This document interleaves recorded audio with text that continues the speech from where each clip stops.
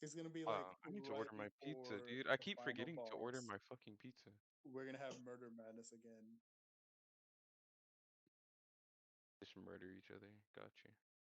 Yo, Right. that'd be kind of epic finale. It's like a free for all amongst each other and the demon lord because we all have murder madness.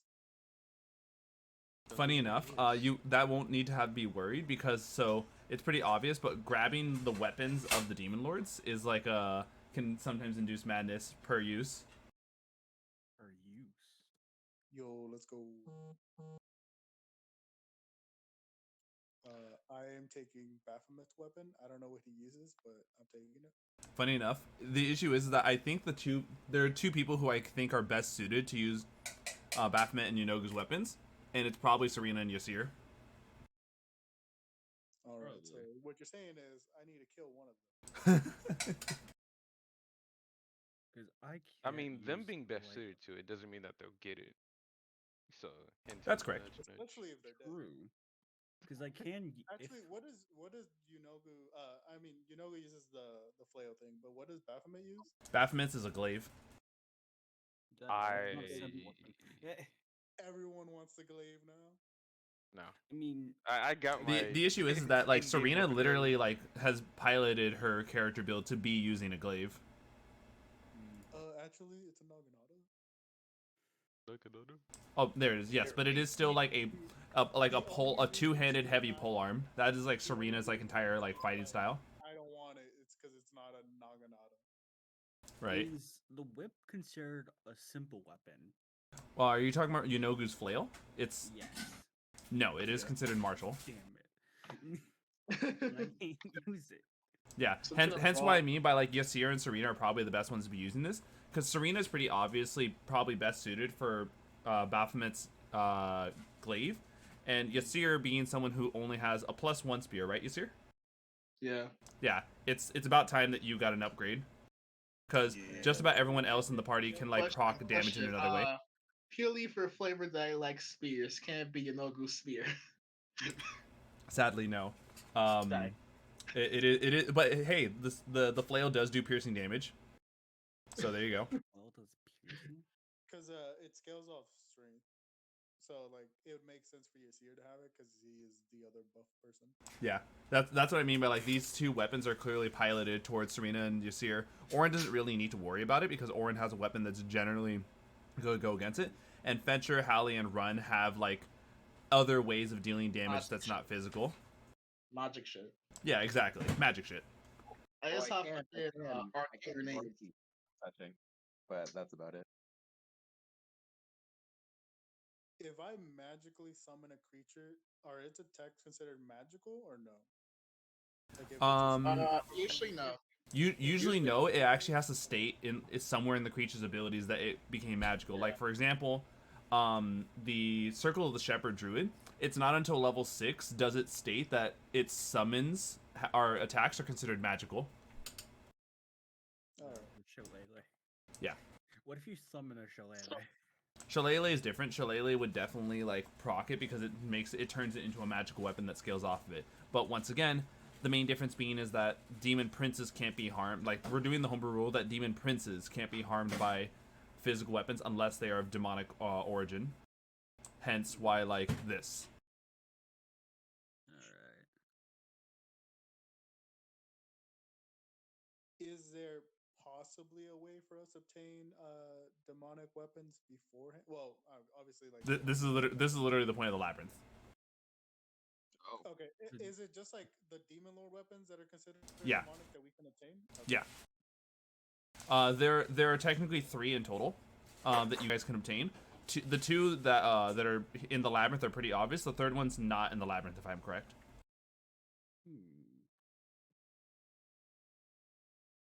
Alright. Oh, isn't it Orcus? Man, I would hate to be a demon lord going back to the abyss and seeing that shit covered in spider webs. Yeah, What? because of golf. Yeah, like she's the reason they're over here because she's like, I'll send them over there and then I'll cover this area in fucking spider webs. I'll take over a haha wolf. Which is that how that works? I thought they needed to like defeat the Demogorgon to become like the ruler. Technically, it's about territory size because demon lords definitely accumulate like power through like that. Hello, Surina. Welcome. I would like to say I completely forgot D&D. It is fine. I was pinging you for a while. Cool that if Yeah, you become the demon prince, like Demogorgon, you grow a second head. Like that's just part of the deal. I think so. Here's one other thing that's interesting about the demon lords. So, the abyss originally wasn't this. There was like a shard of evil that was lodged into this abyssal sea, and that shard of evil combining with the darkness of the sea formed the abyss. And so demon lords are creatures who kept trying to like get closer and closer to like that particular like shard of evil. But the issue was that the shard of evil is even too much for a demon lord or let alone a prince to get close to because they kind of like almost die getting to it. So demon princes and lords are not even just a status of like territory, nor are they a status of like faith and stuff. It really is like these are whole nother like levels of beings that can get that close to the shard. Isn't the highest power of demons like the mother of demons? Like, isn't there like a demon? No, not necessarily. It's so demons are like creatures that got corrupt, or like creatures that went into the abyss and eventually got corrupted. And after some time, there were just creatures that just started becoming innate from the abyss. Okay. I think it's cool because, like lore wise, it says like the original demons came from that shard and created the demons we know now as foot soldiers to take over the rest of the planes. I thought that was cool. Oh yeah, but here, hold on. Give me just a bit. I'm gonna quickly make sure about something, and then we're gonna do the recap. Alright. It's like Demogorgon has a few fears, like that the woman he loves cheats on him, that his children get murdered, and that the original ruler of the abyss comes back into power. Oh. I Because did not know. technically he's still alive. He looks like a weird centipede thing, like the thing from the movie. Oh, I know what you're talking like that. Yeah. And I think like lore wise, like he split himself into different like fractions of power, and most of them went wiped out. But if there's him, and then there's another one of him somewhere else, if they unite, they're powerful enough to take back the abyss from all the other demons. Ooh, okay. But basically, they marched on every single plane of existence, and I think it was the elementals of air that were holding them back. Had they not, then they would have taken over every single plane.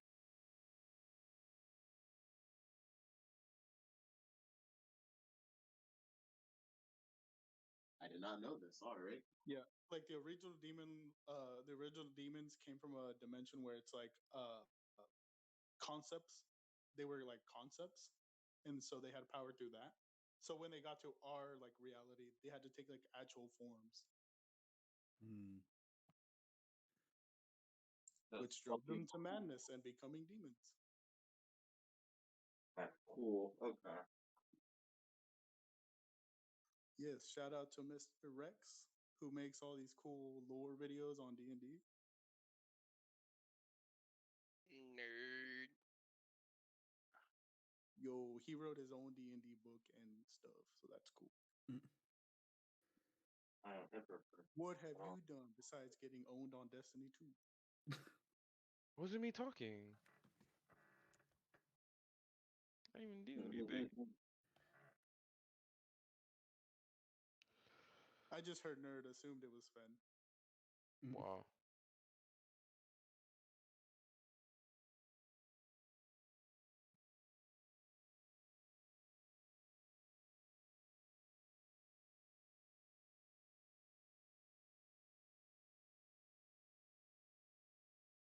So who's excited for the labyrinth?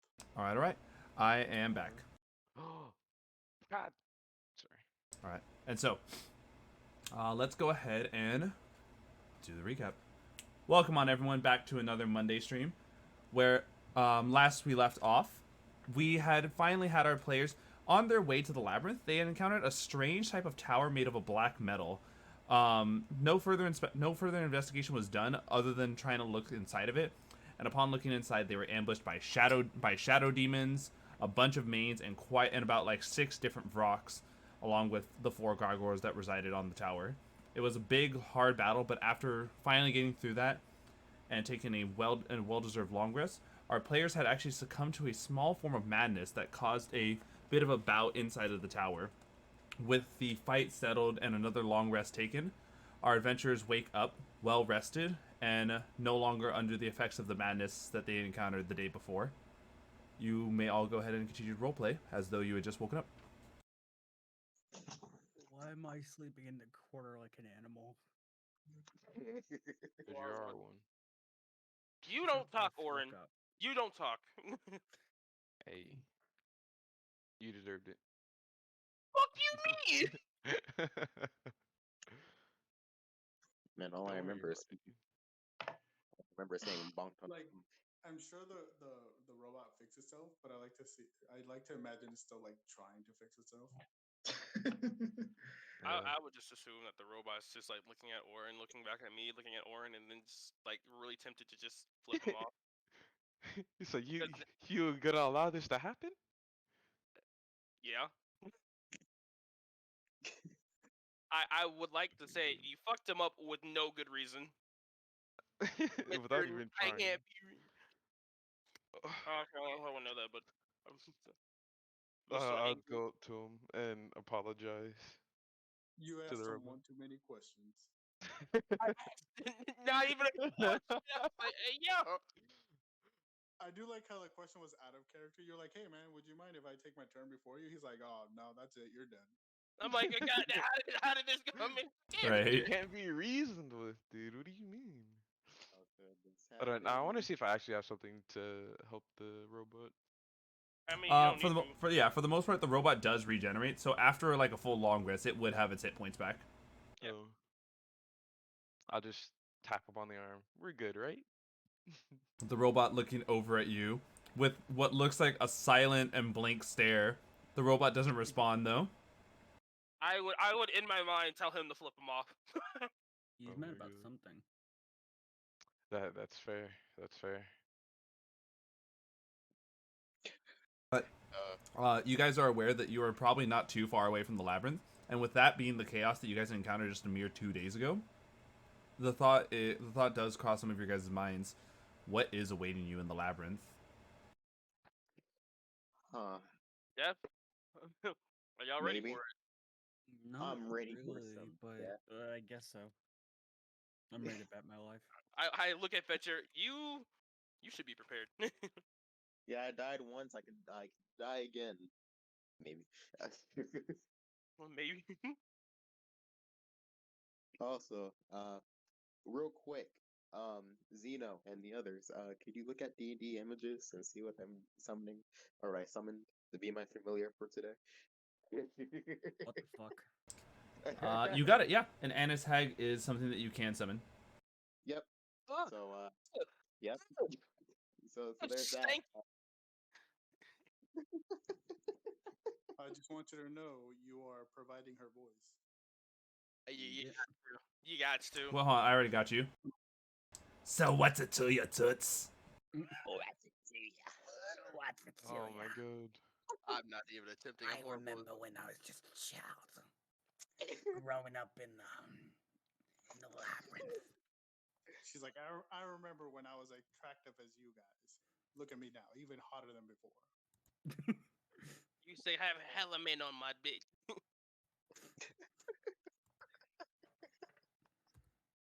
God damn it. Drinker, that ugly hoe. Look at me. I'm hot. This is a large fae. Calling Yep, my this is sword a large fat. thing. All right, let me go ahead and up the scale of the summon. Oh my God. Oh God. Yeah, It's just so ugly. It's so ugly. Wait, it's a large fae. That means it's as big as our. It's as big as the construct. It's Yeah. as I see big it as the now. It's gonna be construct and feeding as on big your as your- construct the entire time. Yep. Please, God, no. God, no. Wherever you move the construct, she's just gonna be right next to him. I am gonna cry. I'm going to cry for my construct. I'm glad my Earth Elemental is not out right now. I love how this is kind of like a party of like large accompanying creatures. Yeah. Oh, we are not sizest around here. We have everything you need. Sizes. I mean, what we've had tiny creatures, small, medium, large, I huge. got my tiny creature out. I have my quasi. Hey, Elroy is getting to be an image. Yes, sir. Hey, Elroy. Yes. It's Elroy. You leave Elroy alone. Because I Hello. have Elroy and I have hold on, let me go check the Earth Elemental's I mean, name. he's not sentient. It's fine. Yeah, he's not sentient. That's just his name. I see. The hag hears you name him Elroy. She's like, "Oh, hot name." Hot. Pretty stunning. Almost boy. as hot as Like me. cutie. So, what would you guys like to be doing right now? Just you all are still in the Adamantine Tower, and you guys can leave at any point to make your way towards the labyrinth. We already looked through the whole place, right? Or no? I think the one thing you guys didn't check out was the roof. I thought I Alright. did check out the roof. Like after Oh, the fight. no. At least I don't recall that. I believe you got ambushed on your way up there. You then guys immediately took a long rest right away. Oh. Could I investigate? Can we investigate the roof? Sure. Raise the roof? As Fetcher and Run head on up to the roof to go and investigate it, looking through a hatch that takes you guys to the top of it, you see that there's a huge, what looks like arcane sigil written into the entire like flooring of the roof. I would like to investigate it. Yes, you may. Maybe an Arcana check as well. You may both roll an Arcana check, unless you guys would like to give advantage to one another. Can I give them? I have a plus party? 6 in Arcana. You do it because I have a +2. All right, go for it. Roll with advantage, Fetcher. Hiya. Look at that fucking 25. He's like, not high enough. Hold on. Side note, hold on, let me refresh the page on this to make sure I can actually see your rolls in the game log. Want me to do like a test roll so you can see? Nope, there it is. I see it now. Okay, so with the 25, you actually realize that what you guys are standing on is not just any tower. As something to be constructed this well in this style out in the middle of a cave is kind of absurd. You're able to read the arcane sigil as the word known as let's see, Brillig. Brilig. This is what you read. It's up to you if you would wish to say or do anything with that word aloud.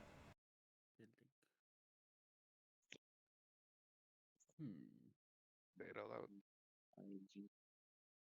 Brillig. I mean, with the way he worded that, you clearly have to say it out loud. Oh yes, Brillig. A word that I do not know of, or I don't know the definition. Everyone inside the building notices that the objects in the walls start to get smaller. Oh. I don't want you to say any other words anymore. I'm leaving. I would like to leave the building as quickly as possible.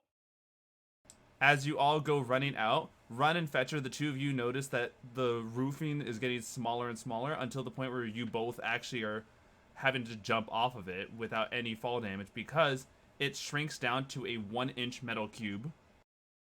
Yo! What the fuck? Alright. Yo, portable tower. I pick it up. Portable home. Mobile home. So, the two people that are closest to it are Fetcher and Run, and Fetcher's the one who actually knows the arcane word to make it grow big and small. So I can tell it to go big by that exact word. Okay. Yep. So, please add the item called Darren's Instant Fortress. If you type Instant Fortress, it should pop it up when you search it through your managed equipment. Alright, hold on. Managed equipment. Will this instant fortress instantly kill you if you're inside it? You'll have to read it. Fetcher will probably have to read it to let you know more about that. Wait, how do you spell it? Just type in Instant Fortress, and it should pop up as DAERN apostrophe S.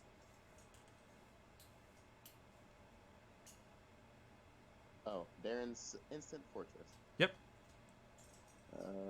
see if I can find it again in my fucking where is it? Where are you? It's fucking gone. Wait a second. The entire cube just dissipated. Whoop! It just hold on. I'll be I'm gonna right add back. it again. That's weird because I don't see my inventory when I add it. But here, I'll just read it here.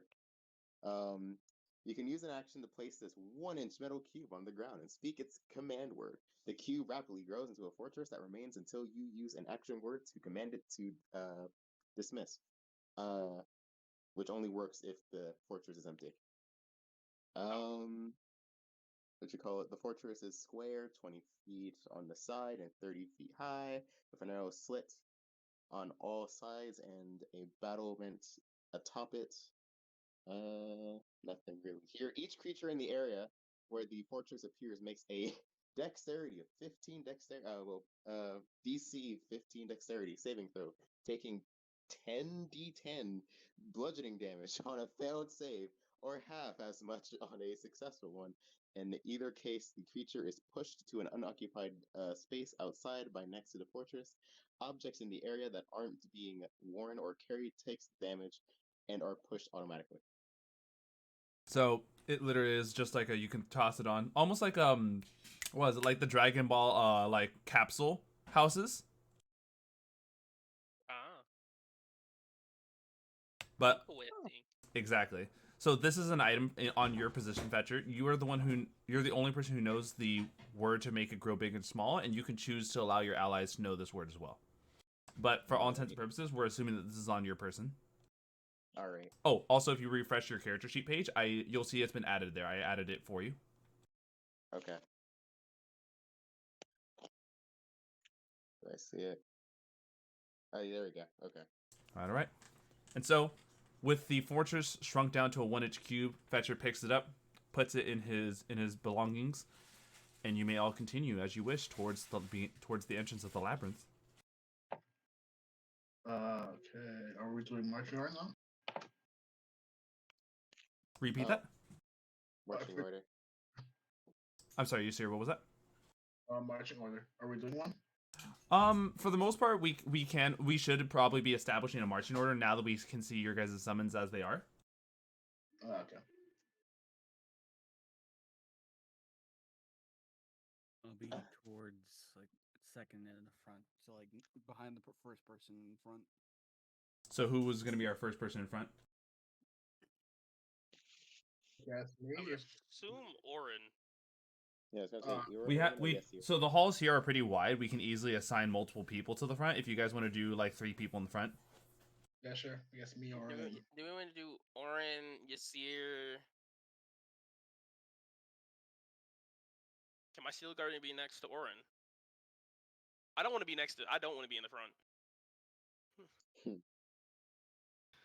I got to play over top of everyone.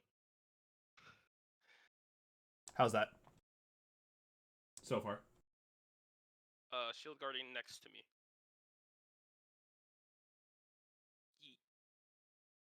All right, I'm waiting for Fetcher, Hallie, and then Fetcher where you want your summon to be. I'll be in the behind, probably just a bit a ways away, and my summon will be next to me. And you don't have to put the quasi because again, that's gonna be a lot of managing. Just imagine that he's like on my shoulder. I'm carrying him. I guess I'll be in the middle since he wants to be in the back.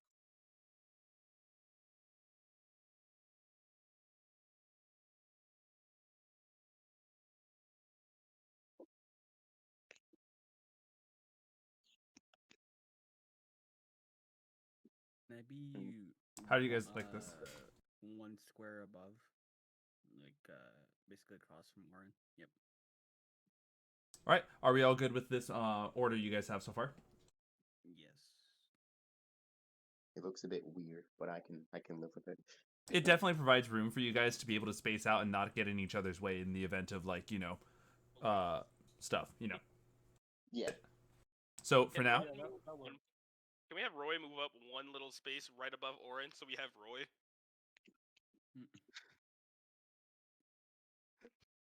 I'm just asking, just because. I see what you're referring to. Run. You if Run Rude one more space forward, you would actually get Roy. Well, what if we put you above them? It'd be Soy. But it could also be diagonal. Roy diagonally. Yes. All right. But with this, it doesn't take you guys not even maybe 2 hours before you finally approach the entrance. The tunnel you've been following gradually whitens until it opens into a cave with a high ceiling overhead. Patches of glowing fungi cling to the walls and fit the chamber with dim light. Columns of stone support the ceiling, the rock marbled with veins of glittering crystal. Across the chamber, a great cleft is ringed by a profusion of sigils and glyphs. Stacked on either side of the opening are two mounds of severed heads. That's pretty gnarly. I think we're in the right place. Can we investigate and how recent it was? You can go ahead and approach and do either an investigation would probably be a best call here for anyone who wants to go for it. All right, I'll go for it. Hold on. Yeah, there we go. Hi. Look at that. Look at that 20. That natural 20 will be a pretty good one. It looks like a lot of these are invocations to Baphomet. Dire curses and the inverted names of the gods are scrawled around the cleft in dried blood, and they continue down the tunneled walls, indicating that this has been here for some time as the blood has dried. And Okay. Can you read Abyssal? I can read Abyssal, yes. This place has also been consecrated in the name of Baphomet, the Horned King and Lord of Minotaurs. Shit. All right. So it looks like the entrance to the labyrinth has already made the approach known that at least one of the one demon lord is for sure in here. Well, we're going to encounter him at some point. So, we'll be fine, though. It'll be okay. What the fuck? And so, after doing some of this investigation, you notice a knoll that creeps out of the shadows, glancing cautiously at the pile of heads on either side of it. Its filthy body is bent and covered with tatters of clothing and scraps of blood-crusted armor. The creature looks you over with one good eye, the other lost in a mass of scar tissue. You okay? Hello there. I'm providing you guys an image for this knoll, both in our images and on stream. Okay.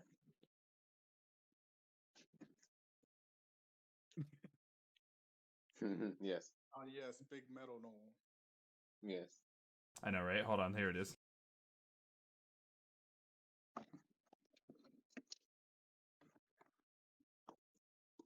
Oh shit. He ain't looking too well. Ooh, god damn. Bitch got hella ankle. 9/27/21. You okay, buddy? You all right there? You okay over there? Hold on, sorry. Give me just a bit. All right.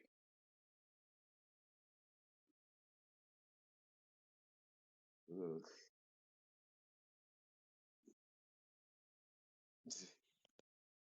Like, ew. He'll fit in right with the party. Yeah. He has Here we go. So, cringing and mewling, this knoll approaches you guys with its arms down and with its arms out and head down. Do any of you speak knoll? No. I have comprehend languages. Would you like to cast it? I would. Casting it, he then starts beginning to speak in knoll. Powerful masters, the knoll whines. You honor us by your presence. Seek you passage through the maze, the spiral of the great horned king. I can help, yes. Trust Gash, and he will see you through the maze, he will. I'll turn around and tell the party. In what language? In English. I'll just be like translator. So, he's offering to guide us through the maze. How can we trust him? I don't know. Is there a way that we can do like an insight check? You can I do an can- insight check innately, though I'm only going to give it to the person who can understand him. I Alright. also have Zone of Truth. So, you know. I mean, If I knew I had who could use it because I have 19 in passive. so yeah, I'll use Zone of Truth. And The Knoll sees you casting Zone of Truth, and almost like you can see him flinching as though you were about to hit him when you do the somatic gesture for it. Like it's an innate reaction of him to cringe in pain, as though he's gonna get hit for anything. Oh. alright. You must be. So seeing him do that, I'll stop mid cast and I'll just my lawful good self instincts are telling me like I think we could trust him. So I'll turn to the group. I'm like, something tells me that we can trust him. Maybe we can talk to him along the way and figure out like what's going on. Only you can talk to him, and I'll be keeping my eye on him. I don't know. I'll be translating. Here, if so, anything, like, I can also give you speak guys to me. this. That your guys' general encounters with gnolls has also led you guys to understand that gnolls can speak, while they prefer to speak their own language, they can also speak and understand Abyssal. Okay. Don't know Abyssal. Wait, they can speak Abyssal? Yes, they can. Oh wow, Yeah. I mean, they were created by a demon lord. fair enough. Also, side So- note, I'm gonna go ahead and bring a music bot, and to avoid any sort of like issues that come about with it, this one looks like it's gonna be sticking around for a while, and yeah, I'm just not gonna say the name of it to let you guys know that we actually have a music bot again. Yay. Okay. Hype. Uh, I can't order my. I was saying Abyssal. What's wrong? What happened to you? You okay? Hold on, quickly putting together the permissions that way the bot can actually like properly join us. No. I like how you see this man, the way he looks. You're like, are you okay? I mean, hey, considering that he flinched when a spell was being cast, I mean, and it he's looks like half of his brain is sticking out. You're like, hey, are you okay? What's wrong with you? All right, there you go. This is our ambiance for today's session. No, Ooh. what's wrong with you? Okay, here I'll ask him what what happened to you? So he looks down as though trying to avoid it, and speaking in Abyssal, seeing as that's the language you're choosing to speak. Nothing's wrong. Gash was born this way.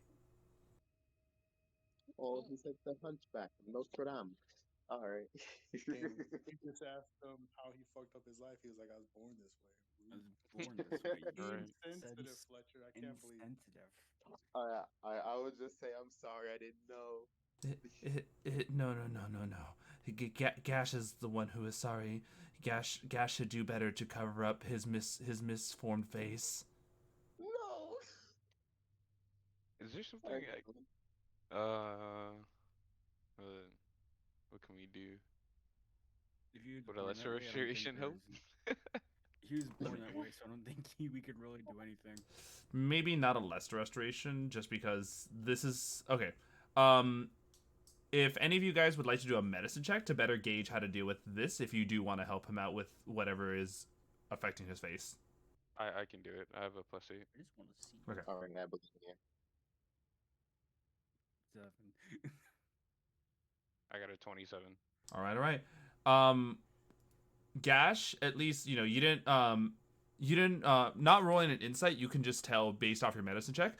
He's lying. This is not something he was born with. This looks like physical abuse after months and months of it, constantly on his head.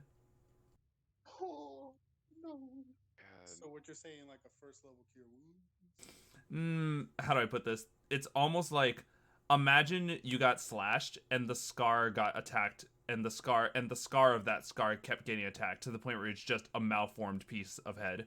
This is Basically infected at this point. yeah. You would need a pretty high level like regeneration to help him out with this. So like third level cure wounds? No, oh my god. Good berries. No. Can we add my like 4th level cure wounds on top of his 3rd level? Oh and my make God. 7th level? I would You're say just the only way to help him out is if any of you guys had the spell regeneration. That would actually allow him to regrow it. However, though, in order to do that, you would have to like cut through it and then cast regenerate. Damn. Oh, I mean, we could do the cutting now and then just. Oh Yeah, I my could put him to God. sleep. But Alright, let's go. go ahead and continue. Yeah. He, Gash can guide you through the lab through the maze masters. alrighty. Have you heard? Ask him if he's heard of us before. I don't know if you know, I but thought we're kind of a big deal. Yeah, you know we demon lord, you know. But were you aware of our arrival, Gash? What is your passive perception, Fetcher? My passive perception is good old fucking 12. Oh, sorry, my bad. Insight. Oh, 16. You can tell it's every time you ask him anything that involves knowledge of you guys, he keeps like ducking his head further. Gash just knows of your amazingness through other gnolls. You have greatness about you that spreads through the Underdark. So You guys have. he knows this because we fucking murdered a few of his people. I mean, we also got chased around by their creator. Yeah. Would we know if gnolls only eat meat or if they can eat, other stuff? No, it's pretty common knowledge to know that gnolls can technically eat anything. It's just, being very savage creatures, it's kind of like we'll eat what we get. I'll be nice and use Goodberry and just hand it to him for no reason, just because he suffered enough. Here's some good berries. He sees you when you reach your hand out to him. He flinches at first as though you're going to strike him, but then he sees the good berries, and with a confusion, he speaks back in Abyssal. Gash doesn't understand. Masters don't need to give him any offering. Gash is just meant to serve. I don't need to, but I want to. Master's orders. Gash takes the good berries, and you actually see him begin to cry. Gash is sorry.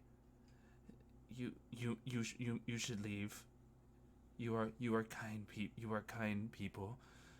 Gash will cover for you. Gash is afraid. The Minotaurs. Don't worry, we're here to put an end to it. You don't understand. We were servants, gnolls of Yanogu, but when we were separated from our packs, the Minotaurs found us. They left me alive and in a cruel attempt of misfortune.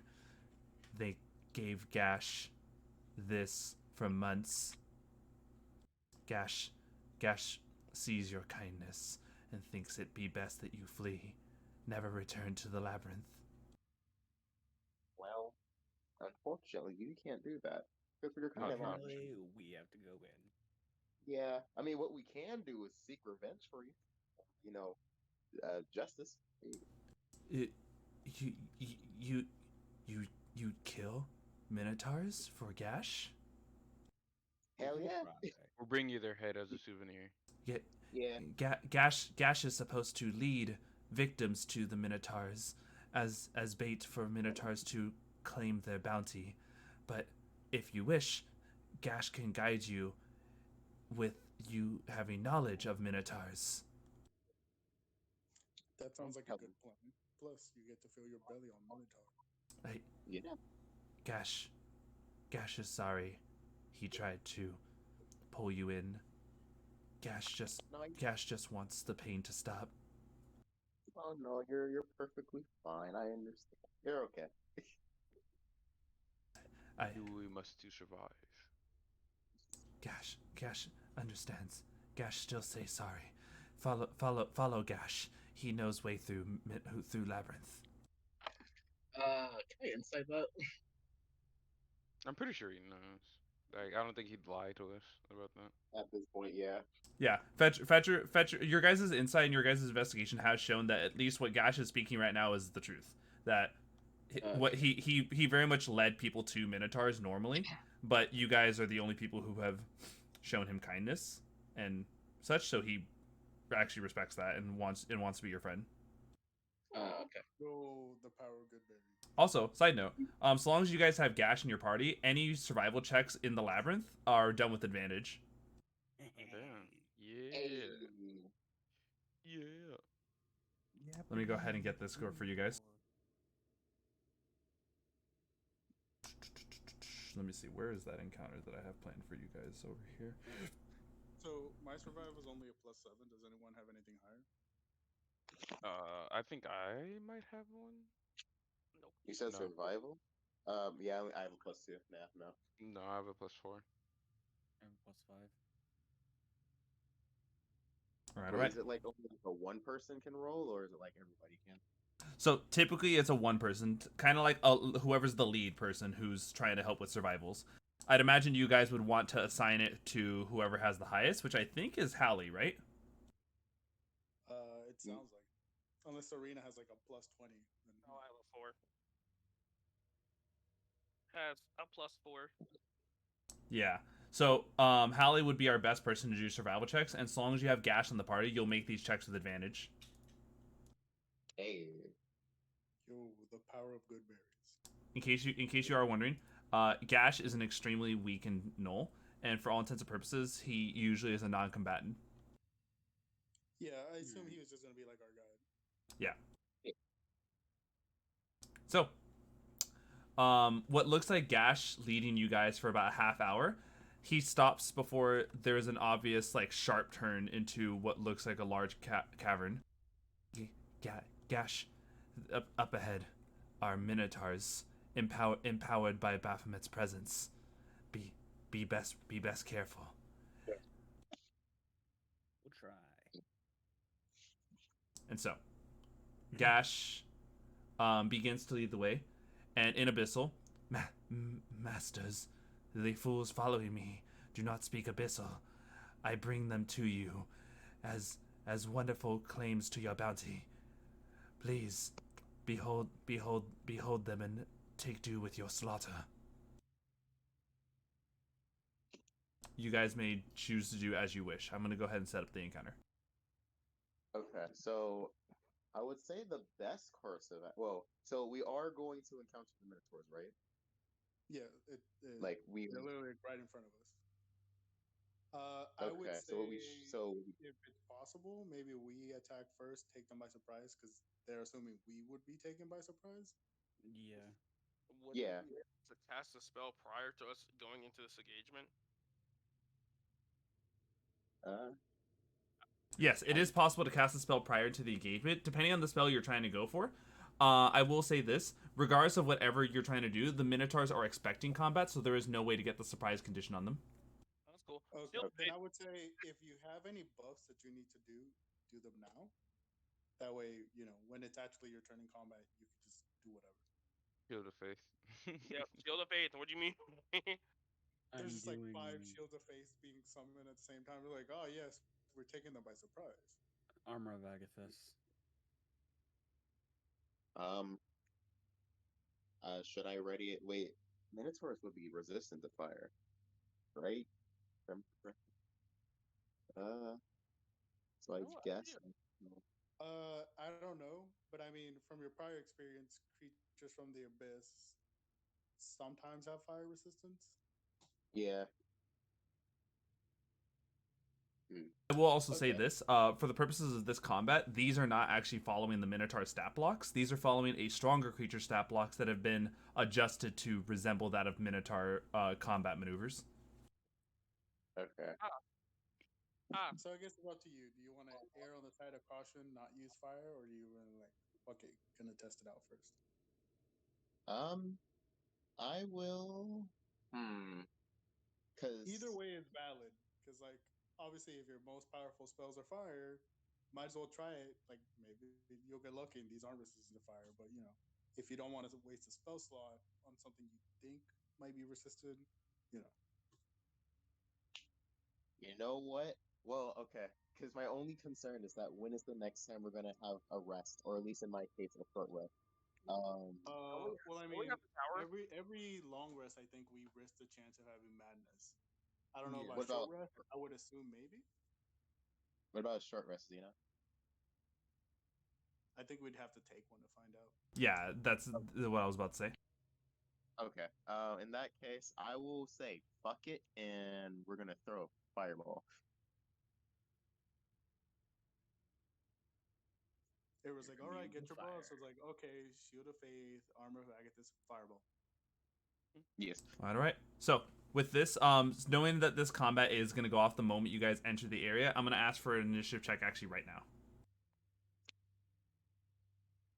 Wow, I got a 7.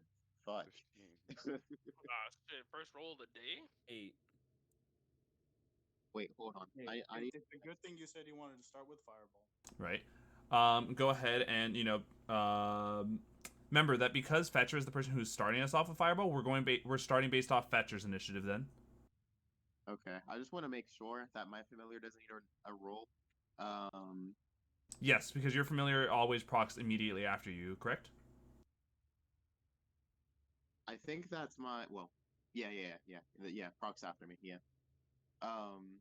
So in that Surina, case, would you please also roll initiative for your Shield Guardian as well? Specifically for him. What was that?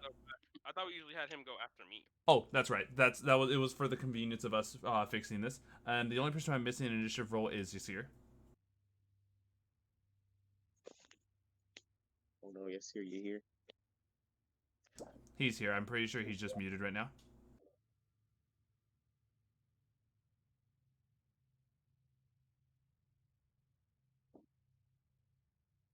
Let's see. Let me also pull something up to make sure about this.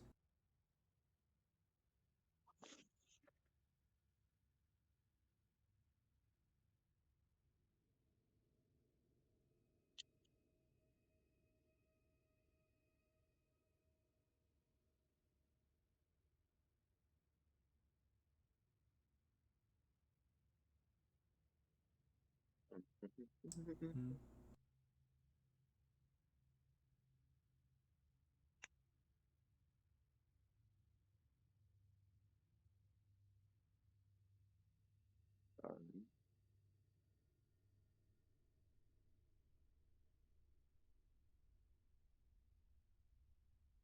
So, like, what level are your spells now? Oh, mine. I'm just gonna go ahead and roll Yasir's initiative for him, so we can just get that out of the way. That'll be 5. Oh no, I'm just waiting for it to be on the work on my phone. Sorry. Oh, that's fine. Are you cool with the fact that I rolled a 14 for you on initiative? I can live with that. All right, all right. In that case, we go ahead and actually start off once again with Fetcher. Assuming you guys are in position as it is seen right here, when you guys jump into the scene and begin fighting the Minotaurs. Fetcher, you wanted to roll a fireball, yes? Yes. They need to do a DC of 17. Wonderful. They're in just the right enough position that you can easily actually have them do a deck save. Because these are using a specific creature's abilities, all of them are making it with advantage. Fuck. All right. So I'm seeing a nat 20 from the first one. I'm seeing a 22 from the second one. I'm seeing a 13 from the third one. Okay. And I see a 24 from the fourth one. So only one of them failed. Would you please roll me the damage? Yeah.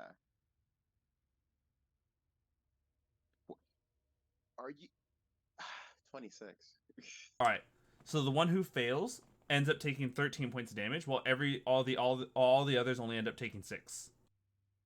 Okay, so they are resistant to fire. But all right. In that case, no command needed, but or no action needed. But I'll tell my familiar to go attack with the others. All right. Your familiar always goes immediately after you. You can go ahead and tell us what your familiar does. Okay. What I would like. Okay, wait. Let me see. Okay, I have a question. What does fog wall do? I believe it Or states fog in it. cloud? Here's what I'm gonna recommend for anyone who's using a summon that actually has spell abilities. Have game rules and then spells open up in another tab, so you can just start pulling it up. Because you can search spells by spell name. Oh, okay. In this Use that case, real I'm quick. pulling it up as well for you. Hold on. Or fog cloud is what Fog it's called. cloud. There it is. Fog cloud is a 20-foot radius sphere of fog. The sphere spreads around corners, and the area inside is considered heavily obscured. It lasts for a duration of about 1 hour. Would you guys be okay if I use a fog cloud? Be aware, attacks done in heavily obscured areas are made with disadvantage. Yeah. Oh, That's yeah, not probably bad. not. Yeah, okay. All right. In that case, what would you like your summons to do? I would like her to go up to the one. Wait, who's the most damaged? That would be number 3, which is I'm pulling it up for you. Right here. All right, yeah, okay. So in that case, I would like her to attack it using her good old bites and claws. What's her movement speed? Her movement speed is 40. 10, 20, 30, 40. Would you like it to use the dash action or no? No, it's fine. I guess in that case, I will tell her to like ready to attack if they get near. All right. With that being the ready to action, we head on over to the only. Funny enough, there was one creature that actually goes after you because of once again we're going based off initiative. With you starting us off. Okay. It is Minotaur number 1. The Minotaurs have 40 feet of movement speed, and so they immediately begin rushing it towards your guys' group. Jesus. Okay. Oh boy. Entering Yasir's range. Yasir, does that provoke an opportunity attack when they enter your range or no? I don't have Paul Master still now. All right. In which case, these Minotaurs make 3 attacks. 1 with their horn, and 2 with their great axes. Yo, chill. Here we go. The first attack roll. How's the 25? Shield, so 29. AC All right. 29 And the AC is 29 until the end of your next turn, or what? Or until my next turn. All right. In which case, now come the great axe attacks. Oh wait, hold on. Oh, here it is. From this point on, seeing the shield, now the Minotaur is going to go ahead and start recklessing all of their attacks. Oh shit. Don't we have advantage on attacking him? Yes, that means you have advantage on attacking him, but he has advantage on attacking as well because he is looking for that sweet nat 20, and you wouldn't like a Minotaur that's big to roll a nat 20. All right, all right. This is some pretty high rolls. A 25, a 23, and a 24. If it wasn't for shield being up this year, you would have been taking a good amount of damage this turn. Yeah. I Elder need, Strike, to stay, I need to stay the fuck away from this then. All right, and we are now over at Hallie. I am going to fly 30 feet in the air, or 35 feet in the air. Can I? The ceiling height of here is about 20 feet, so I can give you a 20 feet height. All right, that's good. And then I'm going to shoot at the Minotaur that's the furthest back, the one that's just slightly behind where the others are. All right, all right.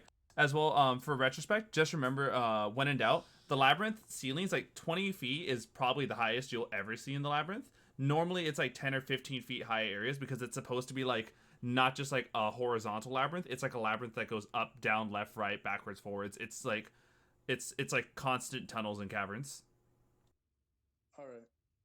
So go ahead and make your attack rolls. You said you were Hunter's marking that one or no? No, I'm just gonna shoot him normally. All right, all right.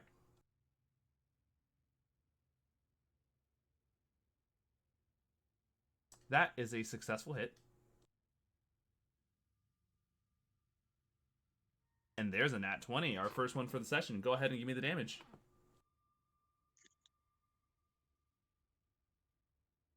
19 followed by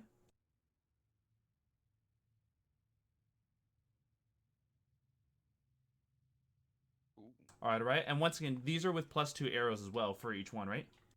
Yeah, I'm using +2 arrows. All right, I'm gonna add 4 to the damage. As well, just making sure you're removing the arrows upon usage, right?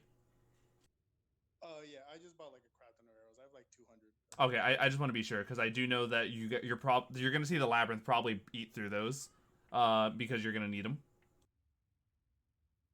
All right. I believe that's it for your turn then, Hallie. Correct? Yeah, that's everything I'm gonna do for now. All right. Surina, you're up. Did you hit the Minotaur that just walked up to us? He hit the one that is furthest in the back. Oh, okay, I'm going to walk behind Yasir All right. and attack. I have advantage, right? Yes, you do. Perfect. We get 3 attacks this round. What? Oh, damn. Yeah, no. I mean, I don't have to fucking cast the what is it called? I want to test with the first one though. So no fight -5.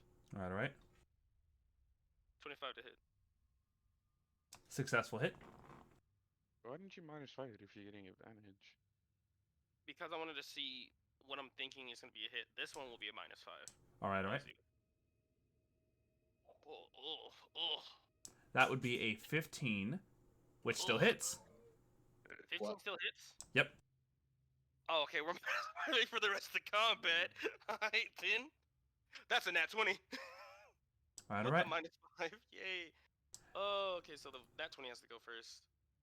Let's see what we get on that one. Can't see the numbers. Ooh. I get to reroll it too. Yes. So what's that? So the 2 gets replaced with a 6. So 5 plus 6 is 11. Plus 6 to become 17. And then this is the nat 20 is the one that also got the plus 10 added to it. So this is 27 points of damage from the nat 20. Yep, and then we do it again. All right. That is 25. All and right. then this one without. Wait, what? Yes. Do I get to reroll it no matter what? Let's take a look. Right. It's in your features and traits, right? Yeah, it is. Let's see. Great weapon fighting. Yeah, you can re-roll it. It's not a once per turn. Alright, perfect. I will take it. 10 points of damage. What's that? 57-ish? Okay, cool. That's my turn. Your entire triple hit combo against this Minotaur causes it to go actually straight into a critical condition. Damn. Dang. And then I would like to move Elroy up because I'm gonna finish my turn with that. Yeah. All right. Let's go ahead and have Elroy come on in. Okay. Elroy comes in. He just beats the fuck out of him. 2 attacks. Yeah. Those both hit. All I right. think he has +4 on both, or +6, I think. +7. So yeah, that would hit. Oh, sorry. Technically, this is the one attack with advantage. So 13 is the one that's kept. It's still 20. Yeah, so that's a hit. Go ahead and give me the damage for this punch. Yeah. What's that? 9. So 9 points of damage gets cut in half because Elroy's attacks are not considered magical. Cool. 4 points of damage is dealt. The Minotaur is still in a critical condition if you want to roll with advantage for Elroy's second punch.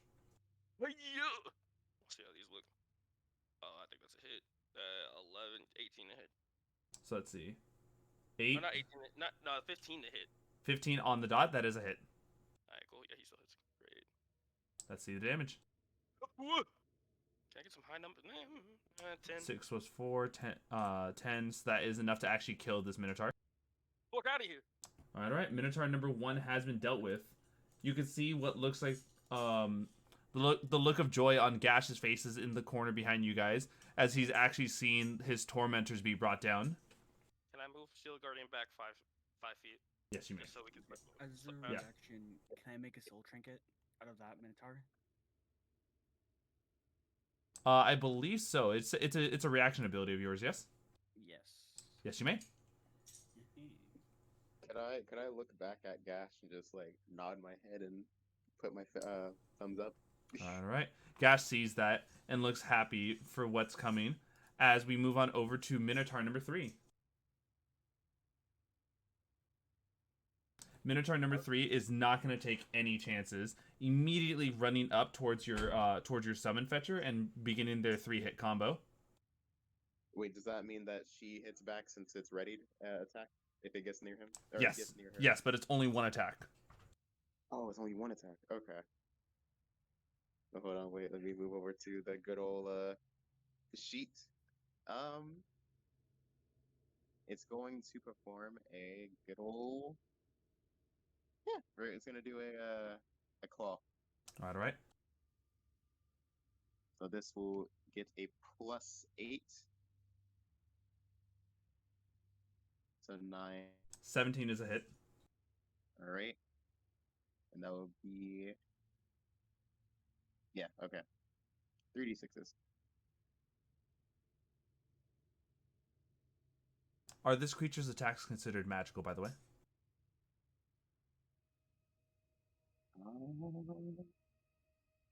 It doesn't say. That means it doesn't. So the damage of this attack is going to be cut in half, okay? Okay. Yeah, just making sure. Yeah, 3d. Yeah, 3d6s. Okay. Go for it. 13. Is there any bonus to that? Any bonus actions to that? No. I mean like it's 3d6s plus. Oh, +5. So that's 18. So 18 kind of have his 9 points of damage. Okay. As this creature is going to go ahead and roll for its horned attack first. Rolling a natural 1, it would normally provoke an opportunity attack from your summon, but your summon had to use its reaction to use its ready to attack. So it continues making its 2 great axe attack. Whom? A 24. That hits. And a 17. It meets a beat. Yep. Right? So this is 2d12s plus 4 per swing. All right. So in grand total, this is 4d12s plus 8. 28 plus 8, that is 36 points of damage done to your creature. 36, you say? Yes.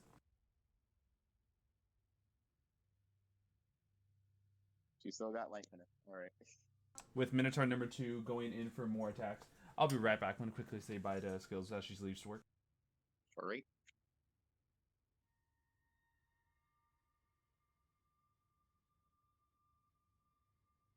So wait, how much damage? I did like what? How much damage did you do, Hallie, before I attacked? I did 34 to the one that's furthest away from the group. Oh, you didn't. Did you see it? You see? Did you land an attack on the guy walking up? No, right? He hasn't got a turn. So all the damage on that one was just from your attack. I was like, what? Fuck, I gotta go do the math then. Fuck, I want to know his HP. I think the first one did like 20 something. I don't First know how one much the second one did. 5, 6, 5, 6, 6 is 17, 27 plus the second one doing 25 is 52, plus the next one doing 10. So that's 67 plus. I want to say they're around like 75 to 88, roughly. Also, just to make it easier, I decided I'm just gonna focus on the enemies that are further back. That way, they'll leave the front ones for y'all, since y'all got like Rex on range. I will in that. Well, I mean that's more for like Oren, Yasir, and Surina. Obviously, you have spells. Yeah. Like, I want to have fun, guys. I don't want to kill things. I'm trying, man. Also, if you, it seems like if for summons, if their attacks are magical, that's probably what we should go with. So, I mean, next time if you look to your summons, see if any of them have magical attacks. All right, I am back as Minotaur number 2 is going to go ahead and also rush your hag. Oh, okay. These Minotaurs aren't attacking recklessly, correct? No, these ones aren't because they don't feel the need to attack recklessly with a creature like this. her milkshakes well, bring all the minotaurs to the yard. So, I believe a 21 hits. Yes. yes. 21 is what the damage of the horn is going to be. I'm just going to roll that right now. Mhm. She How takes much 14. health does she have left? She takes 14 points of damage from a single horn attack. She has 39. You said 14. 14. Going into 25. And here come 2 more attacks from the great axes. 13, which I don't believe is a hit, Nope. and an 11, which also doesn't hit. Nope. All right, Oren, you're up.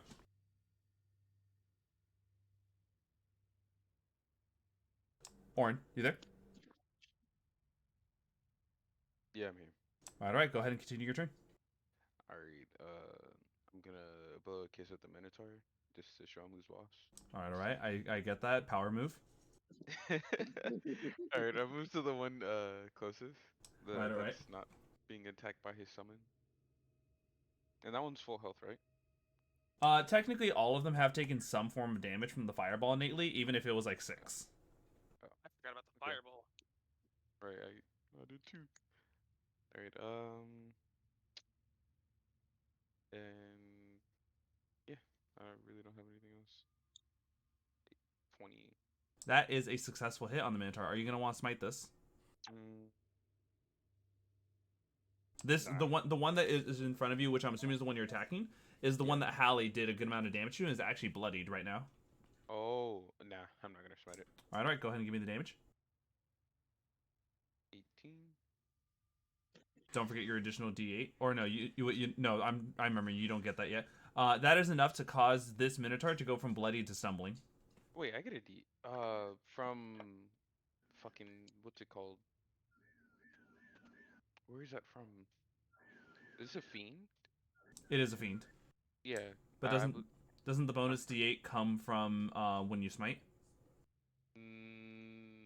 From Dawnbringer, no? Says undead targets. Never mind. All right. So, with that was your first attack though. You can go ahead and swing a second time. 25. Another successful hit. 13. 13 points of damage. This Minotaur has gone from stumbling to critical condition. Yikes. Yeah, If you- just because I haven't used it, like since that one time with the Demon Lord, I want to Thunderous Smite it. All right. Well, Thunderous Smite, remember, it's a bonus action to proc on your weapon, and then on the next attack it hits. Oh. And on top of this, it's also concentration, so it will completely nullify your Shield of Faith. We're gonna hear a fucking loud boom. And I can push him back 10 feet. Yes. But it would be something that's kind of one of those things you'd have to do in your next turn. Otherwise, you have the opportunity for it to interrupt it. But Nah. with that being it for your turn, we move on over to Yasir. Yasir, you are muted. You are free to come back. It is your turn. In explanation, I have a crappy computer, and every time I'm looking at the screen, it takes very long for me to move back to unmute myself. That's fine. Okay. I'm gonna go to the Minotaur on the Oren, the one he's around. The one that Oren is fighting? Yeah. All right, this is the one who's in a critical condition. And you use 10, 20 of your movement speed to get to it. All right. Look. First things first. Gonna action cast Blur on myself, cause I don't want to die. All right. But I'm gonna do the funny action surge. All right. With an action surge proc, your blur is still active as you keep going. Yep. So first attack is gonna be Bloom Blade, and then it's bonus action I can hit again. All right. Okay, let's go. Big rolls. Also, I'm sorry for the noise outside. That's a 25 to hit. That is a successful hit. Give me the damage. Okay, first things first.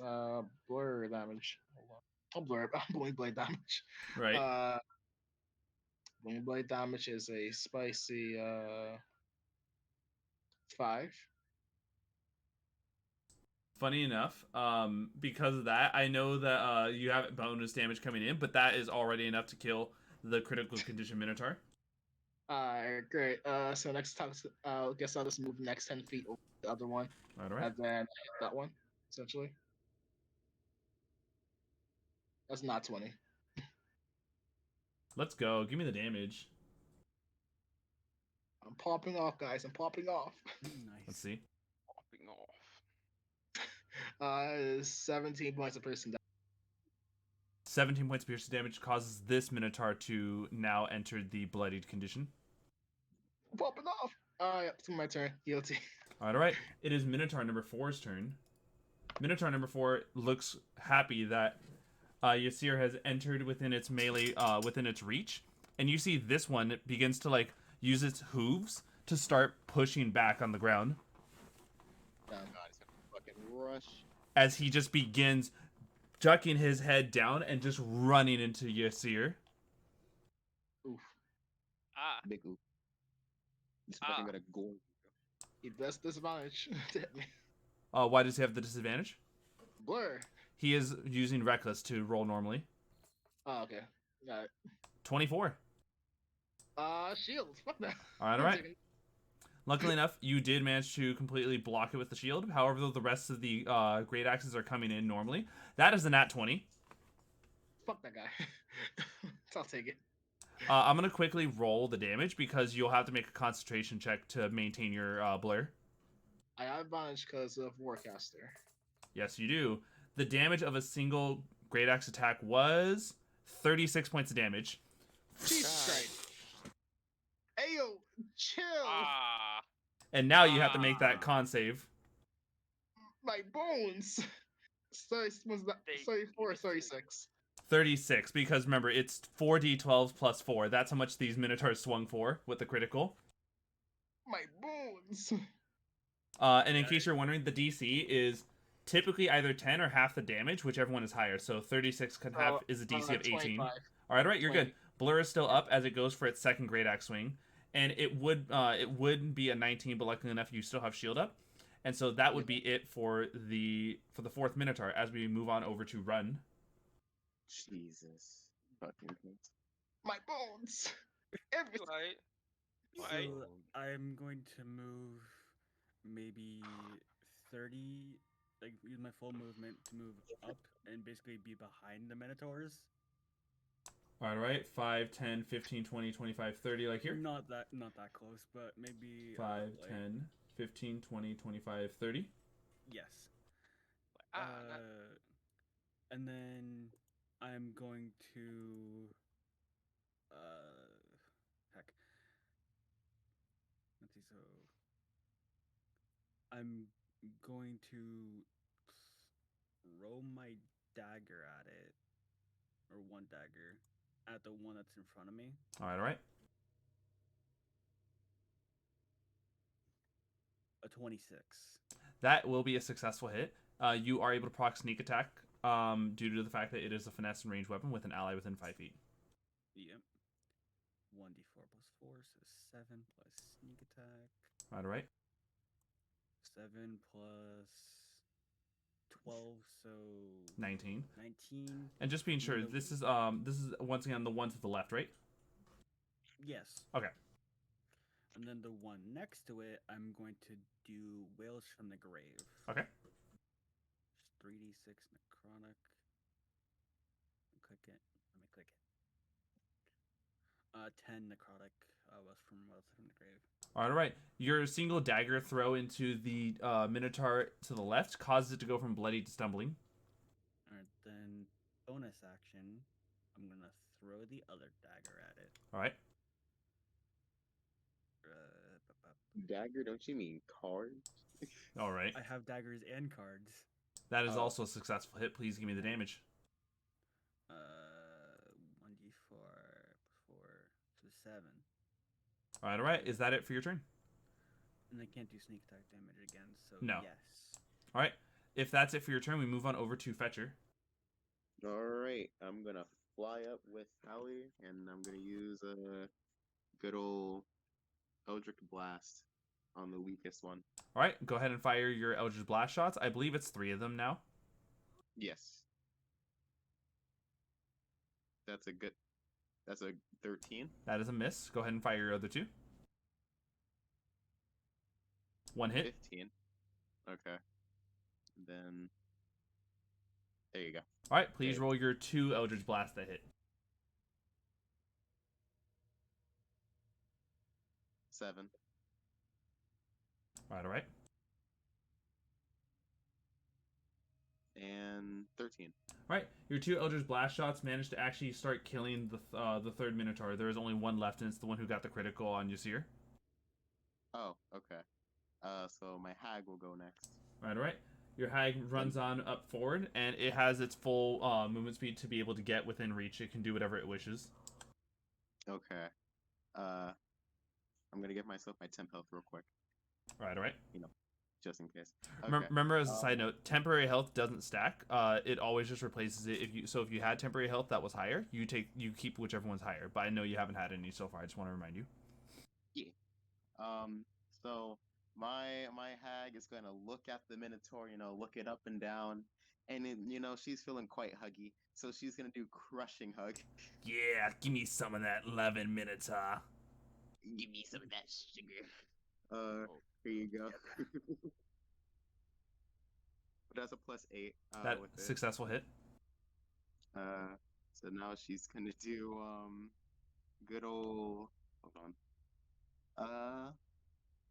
96s. All right, go for it.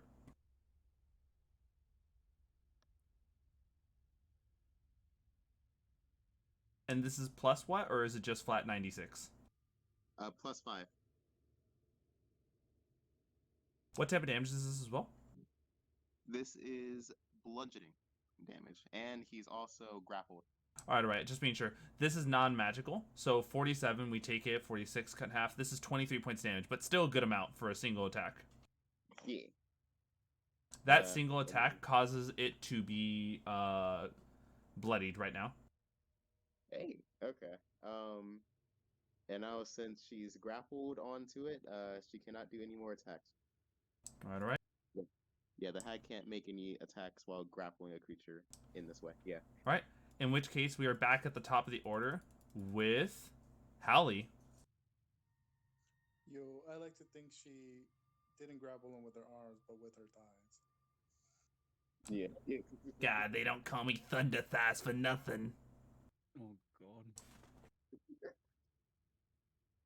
The strain on my Side note, Hallie, remember that you have advantage because this is the one who did Reckless. So technically, the 32 is what you keep.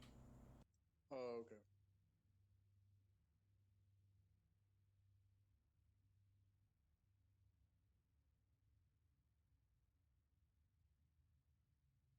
There we go. So we got a 32 for that 19 and a nat 20 as well. The nat 20 deals 14 points of magical. It's technically 16. And then we get an additional 14. Well, whom again? Sorry. Right now, Hallie's turn just launched. With that much, the last Minotaur goes from bloody to critical condition. Hallie. All right, that'll be it. And Surina. It looks like you can wrap up these Minotaurs. Hopefully. Just don't mess horribly, please.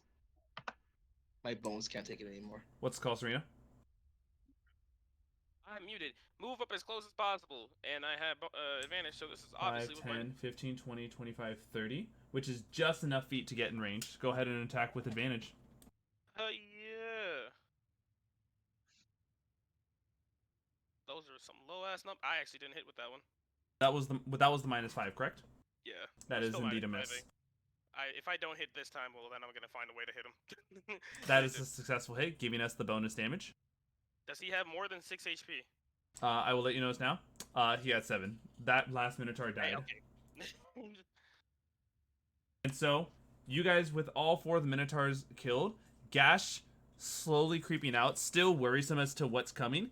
He approaches the Minotaur's bodies and with his small little like bipedal legs, slowly taps one of the dead Minotaurs and just speaking in Abyssal. They're dead. Yes. Have a feast. Gash doesn't want to eat the Minotaurs. Gash is just happy that he is no longer their slave. Well, it's not over yet, unfortunately. Don't Might be worry. more. Gash will make it so you can easily wander the maze, though Gash will try to avoid encounters of minotaurs and avoid the eyes of not as friendly gnolls. That is fair. All right. Can I check the bodies? They have great axes that are too big for any of you to wield and natural armor. Well, she. Okay. I am a master of all weapons. Uh, funny enough, so I totally forgot about this. Small owl. I totally forgot about this. That if you're a small creature, you can't wield heavy weapons, so you wouldn't even be able to like fathom holding these weapons, Hallie. No. I'll just have my dragon hold it in its jaws and swing them around. He just spins around. Whirlwind, go.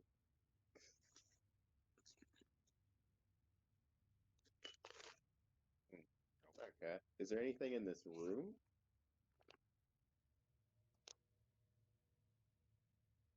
Yeah, I mean they've been ambushing people, so there's got to be something. Let me pull that up for you guys. You a second Dawnbringer. No, actually, it looks like any dead bodies, if you recall, were probably stacked into the bodies in the front of in the entrance. In which case, you didn't see any loot then. Oh. Damn, those poor bastards. Yes, Literally. but I think definitely the biggest loot is the fact that you guys have advantage going to the labyrinth because the DC in the labyrinth has been bumped up for the purposes of providing you guys with an actual challenge. So the fact that you have Gash here means that you guys probably won't get lost. Hooray. By the way, can we take like a short rest on my bones? Uh, I mean, how much damage did you take? Just like 30? Like half damage. They 36. I have like How 94, much health do you have? like 58. So like in total, you have like what? he has 58 out of 94. And be aware, all Minotaurs moving forward are running the same stats as what you guys have encountered in this room. Other light work is what I'm hearing. Gotcha. So, you know, Glass cannon. you guys are getting a proper challenge for your levels, and this is by doing that by making sure that we're not running CR3 Minotaurs. We're running CR5 Minotaurs in packs. Okay. But Yeah, I kind of want. no, what would you at this point?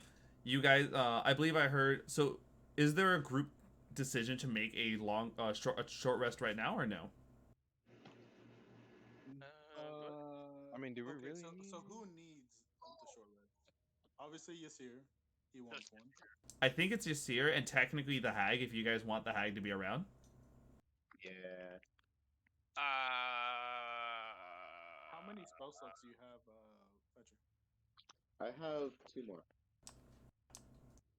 Fetcher could recover the one spell slot he spent from the fireball that was, in my opinion, wasted earlier. Okay, so do you guys Also, wanna I rest took for? Okay, so do you guys want to rest for an hour and allow Yasir and the Hag to heal, and possibly risk madness? Because we don't know if short rests also give them to us. Yes, and as well, here's another thing. Despite the fact that you guys, wandered in here for about 30 minutes, that DC in order to wander throughout the labyrinth also applies when you're trying to leave it, despite only wandering for half an hour. So once you guys entered, and to get to anywhere is required by that survival check, even to leave. Oh. You guys are stuck in here until you roll successful checks, and successful checks take you to every location here. Okay. So, indicating that you guys probably want to take your rest when you have them available, but try not to abuse them too much because you'll find yourself running out of hit dice shortly here. Yeah.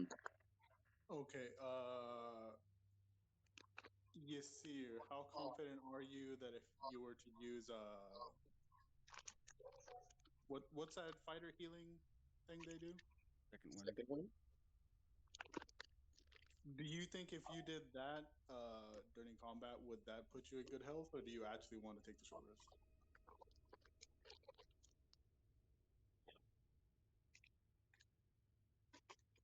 If it's healing, like we can heal him in combat. Also, kind of want to see if the short rest is also a rest or not. The short rest. Just curious. How much lay on hands do you have? You could just quickly like touch them. 40. I haven't used any yet.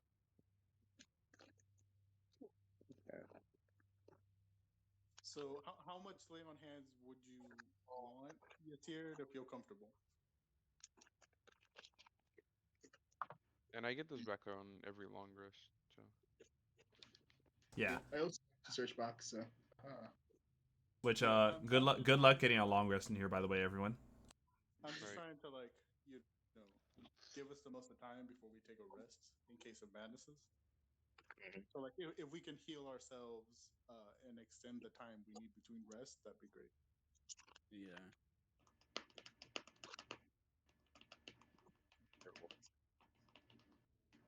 I mean, yes, here. Like, were you here when Ellie asked if you use second wind during battle? Would you be comfortable with your current health, or with that?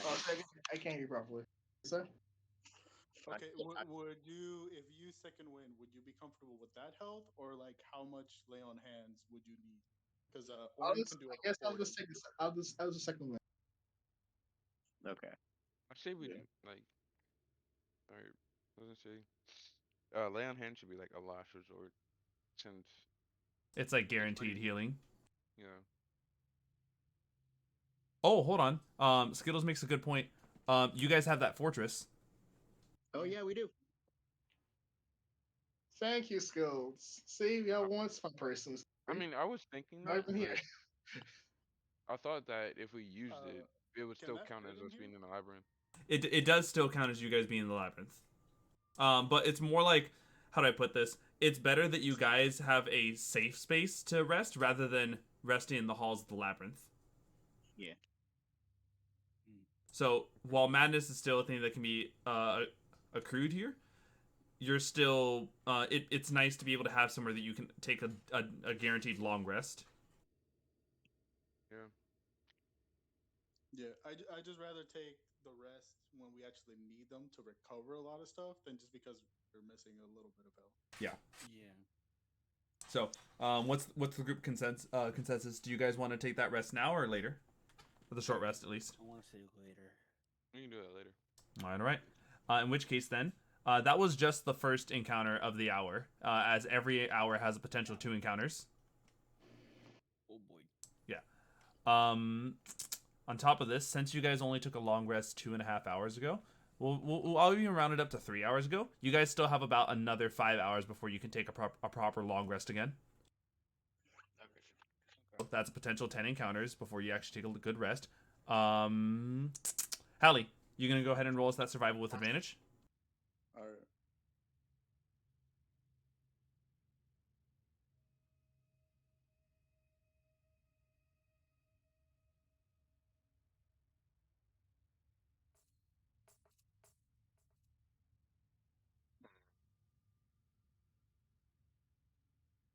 right. All right. So, a 14 is a fail. So you guys are gonna be stuck wandering around for another hour as I get you guys the next encounter. Yo, let's go. Hey, did you roll that with advantage and got a 8? He got a 14. Survival is. I think it was like 11. Because one of them was going to be an 11, but then it switched over to a 4. What you call it? Do you have lucky that feat or no? I mean, I do have it. I just don't think it's that important right now. Okay. Like if we were like, if we fail this, we're really super exhausted, then I'll use lucky. Weird.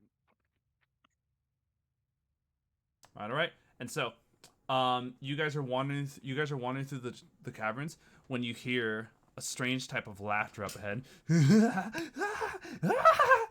and you hear what sounds like a cacophony of laughter and snarls coming from the cavern ahead. This sounds like a small army of gnolls. They're having fun, aren't they? Hey guys, you think you can like, you know, do the thing? Has it been within the same hour since we fought This is like the next hour. the next hour? Okay. Because I'm wondering, because would Armor of Agathis still be up? I don't think. It would. I think he said like each encounter, like we have an encounter, 2 encounters every hour or something. I have no more Armor So of I Agathis. guess if you guys think a small army of gnolls is get yourself buff worthy, buff yourselves. Let's I go. wouldn't assume these gnolls would have a lot of HP, so it'd be relatively quick if we mark them hit to hit to hit. Yeah. These guys, I remember correctly, they are not resistant to fire. So. Actually, one of the worst parts is this is not an encounter you guys prep for anymore. The Minotaurs, yes, because you guys are aware of them. The gnolls run up on you and immediately begin a fight. And for this, you guys see what looks like a small army of 18 standard gnolls with 4 gnoll fangs all riding wargs. These fucking Wait, Type 18? fireballs. Only fireball, nothing else. I'm waiting for play of the game.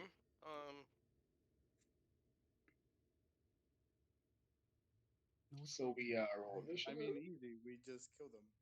Easy. Yeah, of course. That's the easy Sure. aspect of it. Yeah, just that's easy.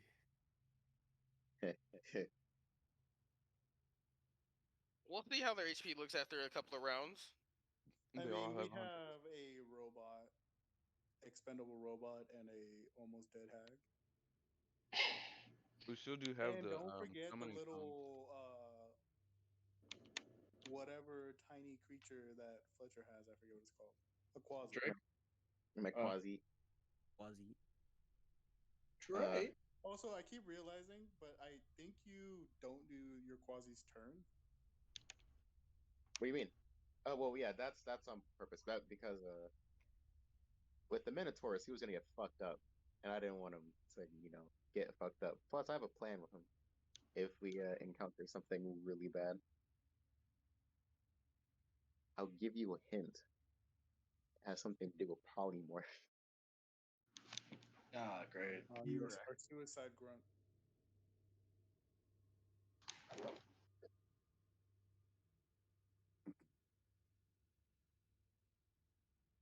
Wait, whoa. Why is there 4 big ones in the back end? Those are the warg ones, no? Yes, the gnolls riding wargs have higher HP because the wargs are going to be taking damage for them as well. And the gnolls benefit from the movement speed of their wargs. Oh, shit. Interesting. Nice. Interesting. So just going to go ahead and start. I need an initiative check from everyone again. All right. Yeet. That's a good old 14. Oh, 1 plus 4. Second, please. I'll take a 12. I'll take a 12. I'm coming with a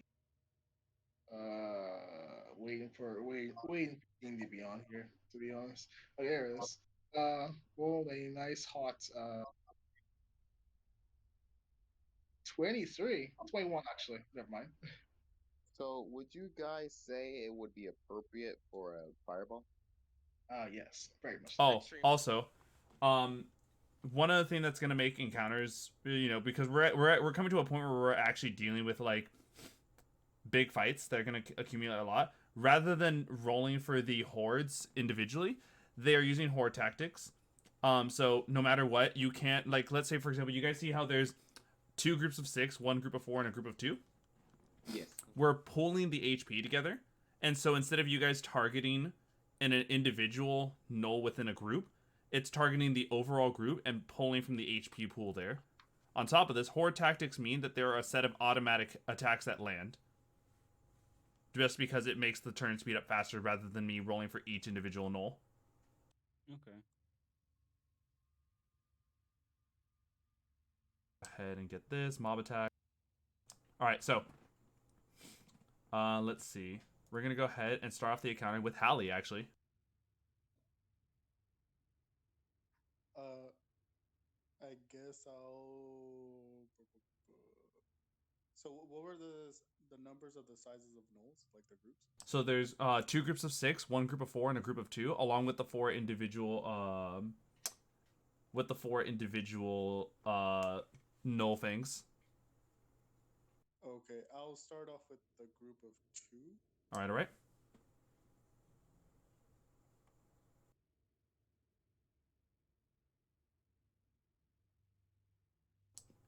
One successful hit. 2 successful hits.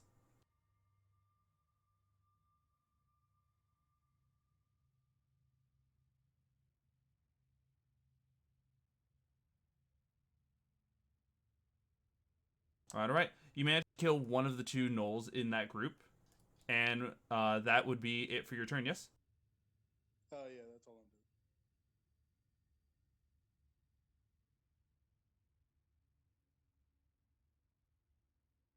All right, all right. In which case, we are going on to 1, 2, 3, 4, 5, 6. This is one of the 2 groups of 6.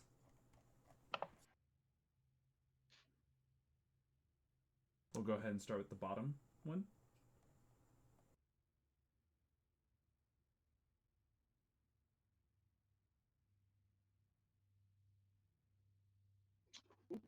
They all opportunity attack.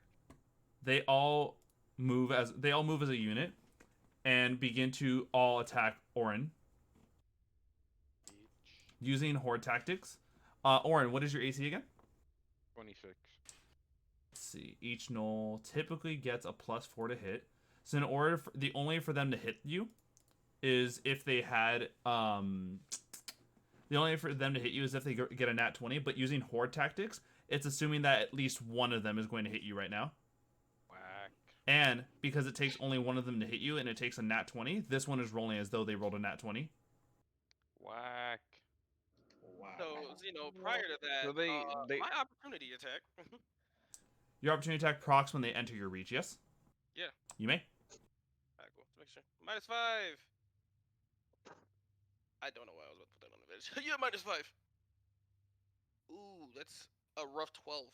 That is that is a miss.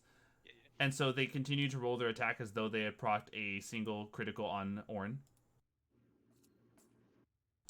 Doing a flat 7 points of damage to you, Oren. It's with a crit? Holy shit. Okay. Yeah, you're seeing why like horde tactics are very useful when we're dealing with small individual numbers. Quick break, guys. 10-minute intermission just so I can quickly make sure my kid gets to bed on time and dog goes out to the bathroom. We'll be right back, and I know whose turn we're on. All right. Ooh.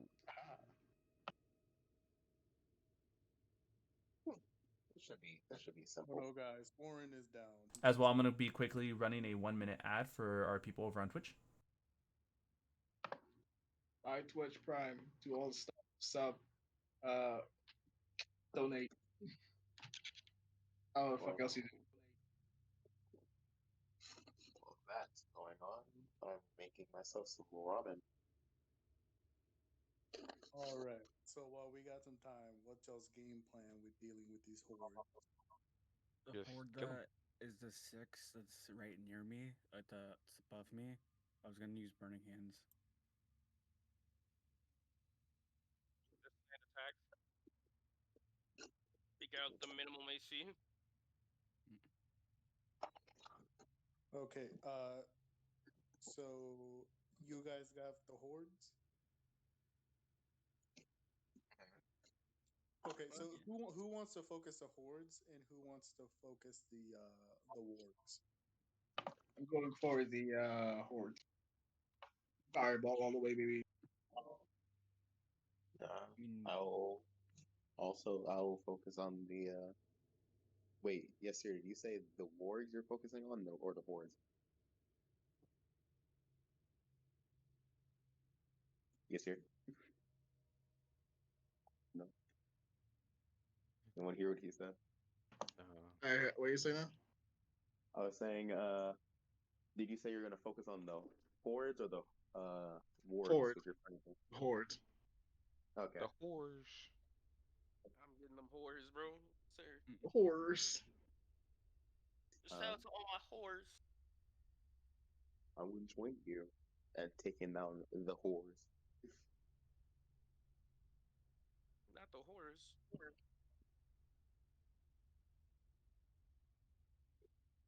All right, then I guess I'll start shooting at the wards.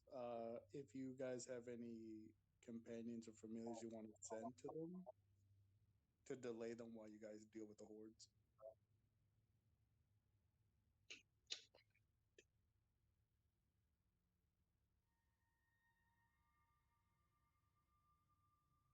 Well, remember the Question: war? How many of y'all play New World? I have not played New World. Don't play it. It's addicting. Wait, what did he say? New World. Who's played it? I have not played New World. What's it about? It's like the big new MMORPG. Oh, Think World of okay. Warcraft, pretty much. Okay. Is it free to play? No. Oh, okay. Is it worth the $40? Hell yeah. All right. I don't know. It's got to last at least a year of consistency before I'd say it's worth it. Like Warcraft, that's worth it. That shit's been around for years. I don't want to play an MMO and then it goes downhill after like a year. That's fair. Well, I want to look into this game. Oh, was On the this? plus side, at least with hordes, big numbers matter because you could take out multiple of the enemies in the horde as long as you keep doing high damage numbers. That's why we have a good old AoE. It will be AFK. As long as Oren and Surina don't die. And Yasir don't die, we'll be fine. I mean, There's a how, lot. I don't think I'm like gonna die at any point. Yeah, because I mean they need to get a nat 20 and at minimum or at maximum it looks like only one of them's gonna hit them, and with the nat 20 it got like 7 damage. I Oh, mean, yeah, really? even still, it's like I Yeah, mean, like like just 7 in damage isn't general. really gonna do much with him. It like these hordes are only gonna be a problem if they gang up on people with less AC or less HP. Yeah. Yeah. Because like Yasir can just be like, "Ha, shield."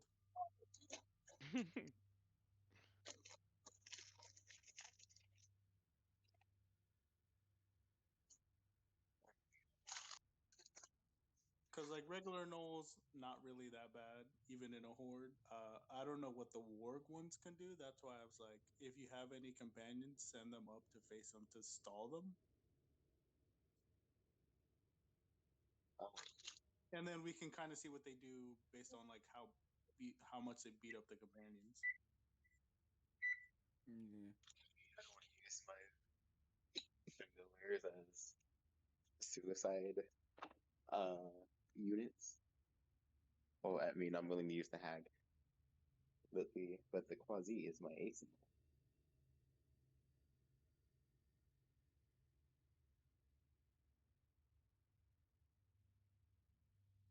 How much health does a hag have left? It has exactly. Well, let me go back real quick. Wasn't it like 20 something, I think. Yes, it was around the 20s, and that will be a good old 25. But if I move it up, it will mainly just face the hordes Mm-hmm. instead of the wards.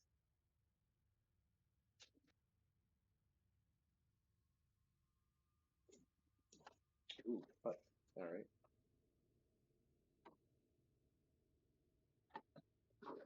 There I it will is. say this: wargs. I don't know their exact speed, but they're four-legged creatures, so I assume it's somewhere between 40 to 60 feet. I would also more than that. they're gonna get up close quickly.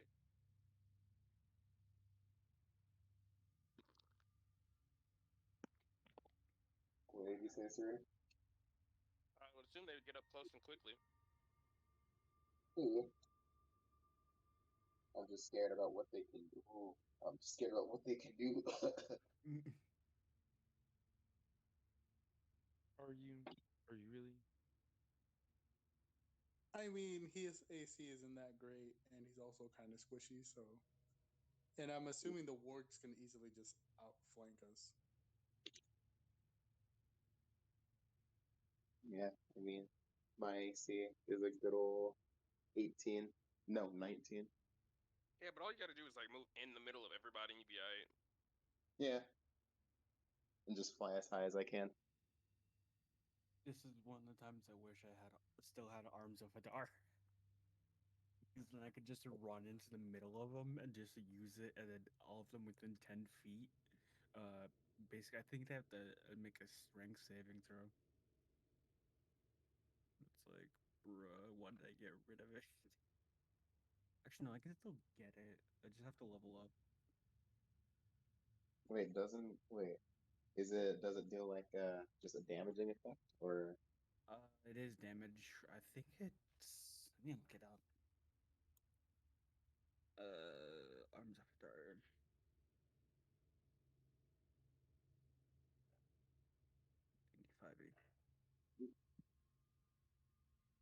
It does. It's stealth within 10-foot radius or so conjuring. Doesn't say what spell damage it does. God, let me go on. I mean, worst case, I can go invisible. And so can I. fuck? Technically, I don't know. I It's have funny I have because a I potion. imagine mine because it's like I turn invisible because I know nature so well, right? But I imagine it's literally like PETA from Hunger Games. He just fucking paints his body. I'm like, hold on, let me pull out my painter's kit and just like paint myself to blend in with my surroundings.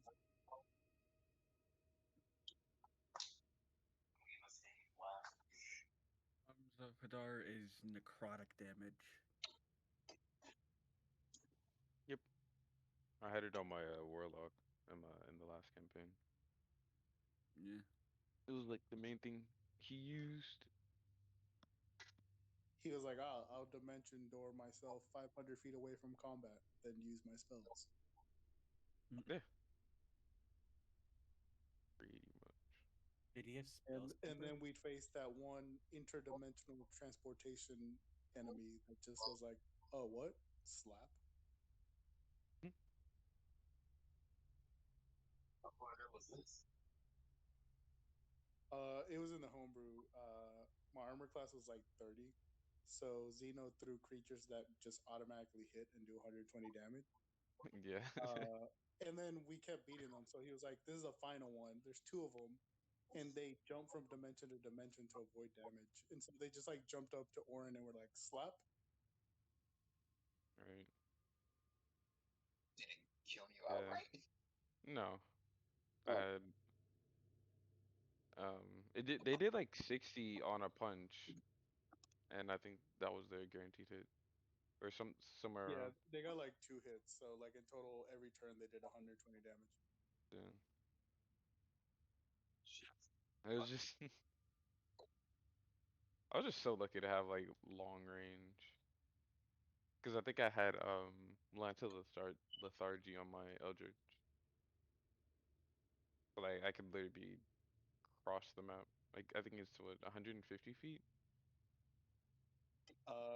It raises your Eldritch Blast to like 300 feet. Uh, So literally, it would be the start of combat. He would use Dimension Door to get like 300 feet away from the battle, and then just start sniping people. So you were a true sniper. Yes. All right, and I'm back. So continuing off the initiative, we have Yasir actually. Okay, so you know what time it is. It's time for frag grenade. I know, right? Frag grenade. Let's go. Do you want at the next orange like everyone like maneuver it so it wouldn't hit Oren, essentially. Repeat that. I want to fireball the next to Oren, but to make sure it doesn't hit Oren. Sure. Let me go ahead and pull up the fireball area. Or you Yeah. could hit like a majority of everyone. Alright, want to take next time 20 damage. Go for it. Okay. Yeah. Do you want me to hit the other ones or my friend? Well, I mean, it is up to you. Where would you like to throw your fireball? I guess I'll go for the most. I'll go for the topish. Yeah. All right. I'm gonna go ahead and have the groups roll for it. Let's see. Would you please roll me the damage right now? Yeah. Wait a second. Is it the bead? Yeah. Sorry. Give me a second.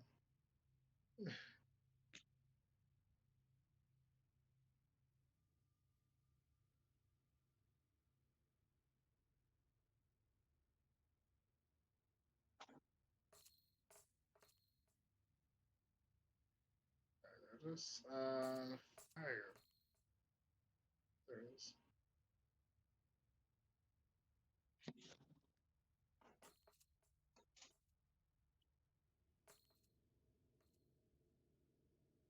What was the DC? DC is always 15. All right. The lowest roll was a 16, so 28 gets cut in half into 14. Yep.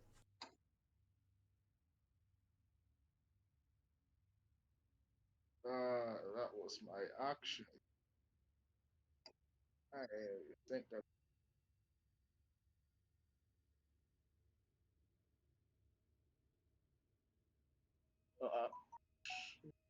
Actually, I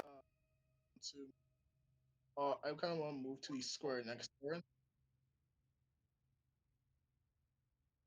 Actually, never mind. That's a horrible idea. All right, hold on. I was just doing out the damage. So the group of 6 and the group of 4 are all bloodied, and the 2 Null Fangs that are in there are perfectly fine. Their wargs, I think, are still also doing. No, their wargs are also bloodied. I see. Yeah, I'll ask every person to fireball in the same place. Yeah, EFT.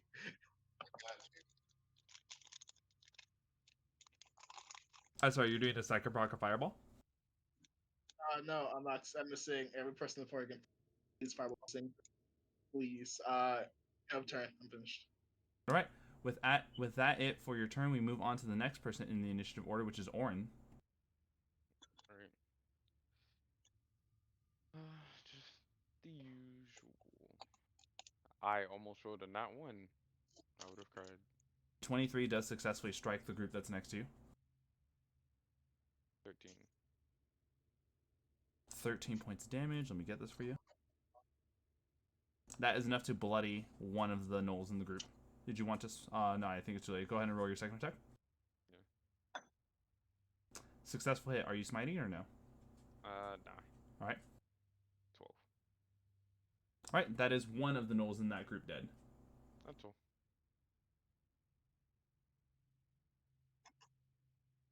All right.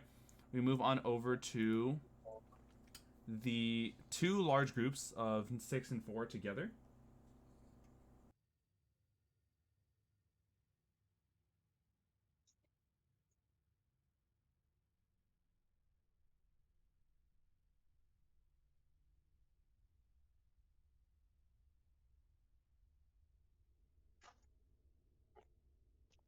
Who all move, and the group of 4 is going on Yasir, and the group of 6 is going on Run.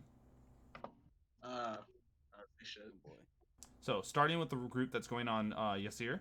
Yasir, what is your AC? Is 24 or 29. You decide. All right. So this is pretty much the only way for a group of 4 to hit you is if one of them gets a nat 20. So same thing as Oren. This is pretty much one of those things where it's just one of them is rolling a guaranteed 20. Alright, got it. Let's see.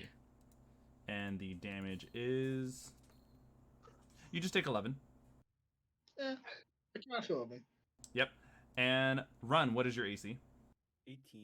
18. So in order for gnolls to hit you, they need a 14 or higher, which means that out of the group of 6, 2 of them are going to hit you. Oh boy. I like I said no. And Warcaster, Sibling Blade. Yep, go ahead and roll for damage. Sorry, what spell are you wanting to use for this one, Yasir? I might use Green Flame for the meal because I get the extra. So roll to hit first. Okay, cool. Thank you. I will say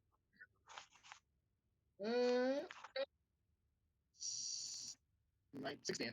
That is a successful hit. Go ahead and give me the damage. So Green Flame Blade damage. That's going to be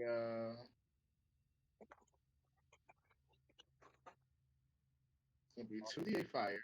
Actually, it's going to be 11 fire damage, and I think it also hits next. Oh yeah, then it's an extra null, extra. So, points of another null takes how much point of fire damage? 2 points. All right. So, And then it takes an extra 10 points of just making sure this is all to an individual null, or this is to a secondary null. individual. Okay, then that one's already dead because this was of the group that had them bloodied from your spell. Okay, and then a secondary null takes 2 damage. All right. And so with that, that was one of the groups. Luckily enough for you, Run, even though because it's 2 guaranteed attacks, it means that they didn't have to roll a nat 20. But this is still 2 individual attacks that are guaranteed to land on you. Mm-hmm. The first one did 7 points of damage, and the following one did 3. So you took a grand total of 10. 10. All right. To one of them, as a reaction that hit me, I'm going to do Hellish Rebuke. All right. Dex save, yes. Yes. All right. It rolled an 18. An 18. Where is Hellish Rebuke? It needed a 16, but it failed. Half a match on a unsuccessful one. Yep. Give me the half damage. So it's 2d10 fire. And it was 9 damage, so... Wonderful. That's enough to actually kill another null in the group. Nice. So that was 9 full damage, so it was 5 for 4 damage. That's fine. Either way, it killed it. So, after taking all this damage, we now move on over to Fetcher. And by the way, guys, this is an example of like a fight that we have literally burned through 12, 10. We've burned through 16 of the 18 gnolls to give you guys an idea of how fast fights are happening now that we're using horde tactics.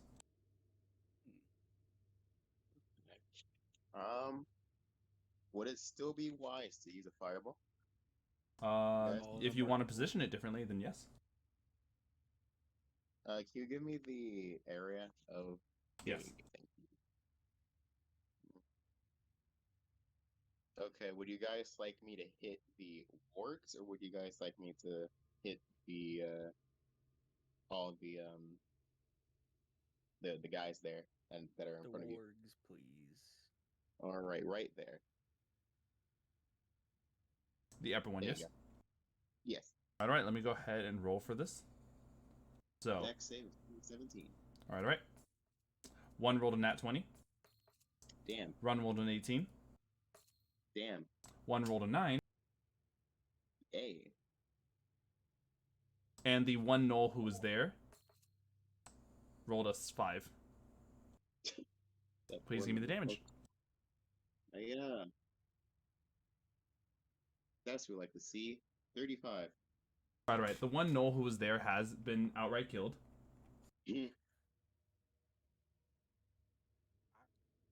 And as for the gnoll fangs, let me see this. 3, 2, 4. So this is gnoll fangs number 3, 2, and 4. They only number 3 failed, so number 3 takes the full.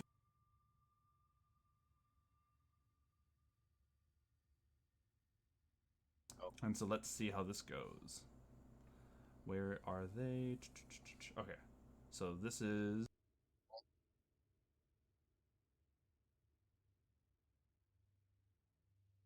So Knoll number 3 has lost its warg, but the Knoll Fang is only bloodied from the full brunt of a 35 damage fireball.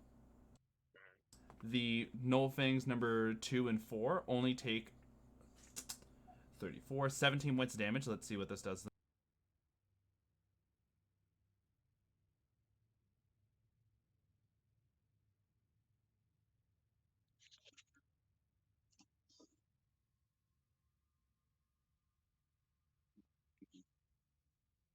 And it looks like the other, all 3 Knolls have lost their wargs.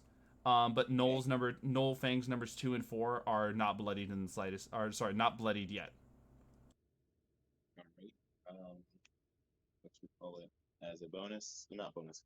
As a I guess verbal command. I will tell the hag to. Who's the red boy right there? Run. Okay, I'll go. I'll tell the hag to run up to where Run is and help him out. All right. The hag can attack the group overall. And for my movement speed, I'll fly up as high as possible. The ceiling height here is 15 feet. I'll go up 15 feet. Go ahead and have the hag attack. Right. We go back just in case. All right. So 1 strike. 13 plus 8. Successful hit. You mean the damage? Just need to make sure that. Okay. So 3d6s.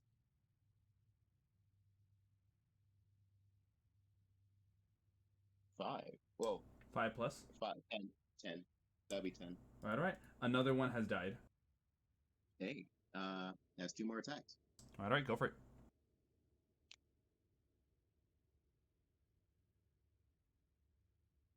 Okay.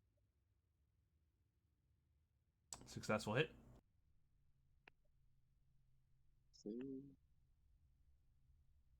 So plus 5. Another one dead. All right. And 1 more. Let's go. Let's go.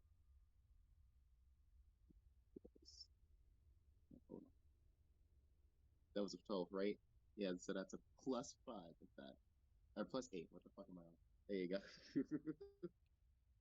So that's most likely a successful hit, right? Yes. So go ahead and give me the damage.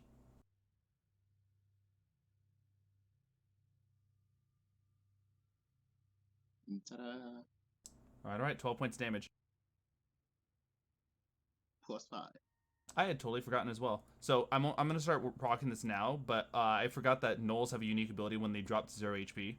These 3 Knolls individually get the ramp. All Knolls get the Rampage ability, which means that when they drop to 0 hit points, they immediately can move up to half their speed and bite. Because it's only 3, I'm gonna roll for their individual attacks against your hag. Okay. I'm seeing a 10, Miss. a 11, and the last one who died almost rolled a nat 20, but that was a 6. So luckily enough, the hag manages to fend off the 3 Knolls that jumped her upon death. Hey. Okay. And I believe that's it for your turn, yes? Yes. All right. It would be the 2 Knolls, but however, though, they were kind of blown away. However, though, it is definitely Knoll Fangs numbers 2 and 4. Knoll Fangs 2 and 4 are going to go ahead and, using short bows, sorry, no, not short bows, long bows, they're going to go ahead and reach and fire over. Rolling with advantage. And they're firing over at Yasir. 24 Yasir. Shield. All right. And then now it is on to, sorry, that was it. So that was its first attack. Second attack, still made with advantage. Doesn't proc that. I'm pretty much just looking for nat 20s at this point. As we move on to Knoll Fang number 4. Knoll Fang number 4, even with advantage, does not land a hit. And let's see its last longbow attack. Still no hit. As we move on over to Surina. Damn.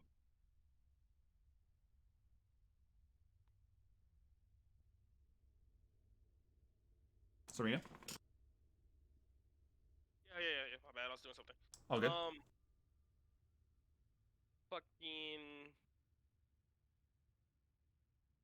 Step forward, attack, step back. All right. Go ahead and do the step 4 attack. Wow, we're minusing 5 on these, right? Yeah, I don't see why not. Yeah. 15? Hit. Ah, great. They're doing it again real quick. I'm just gonna see how many of these hit. Ugh. All right. Ooh, yeah, that hits. That's another -5 hit. Ooh, let's go. All right, all three 3 hit. And these are all getting +10 to their damage. Please give me the damage. First one. Reroll. Yeah. 26. 25. All right. And 19. All right. That is 2 out of 3 dead gnolls. Cool. I would like to move back into my safety Hold on. position.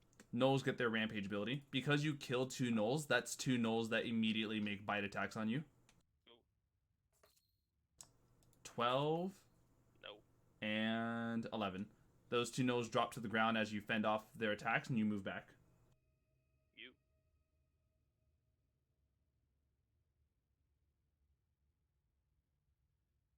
All right.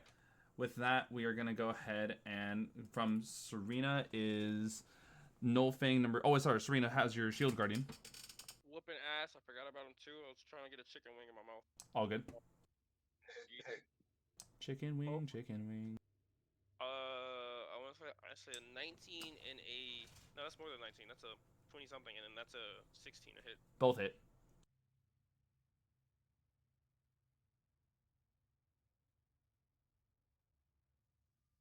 Doing math in my head. Yeah, actually, you have to roll these. So I'm going to separate these two. So the 3 and 6 plus 4, right? Yeah. That's enough to kill 1 gnoll, and then 6 and 4 is 10 plus 4, 14. That's not enough to kill the other gnoll. Cool. The gnoll is going to go ahead and immediately, upon death, make a bite attack at your shield guardian. It rolled a 19 to hit. You remember his AC? I think that does hit, though. Yeah, it does. All right. Your shield guardian only takes 3 points damage, though. Okay. And another gnoll bites the dust.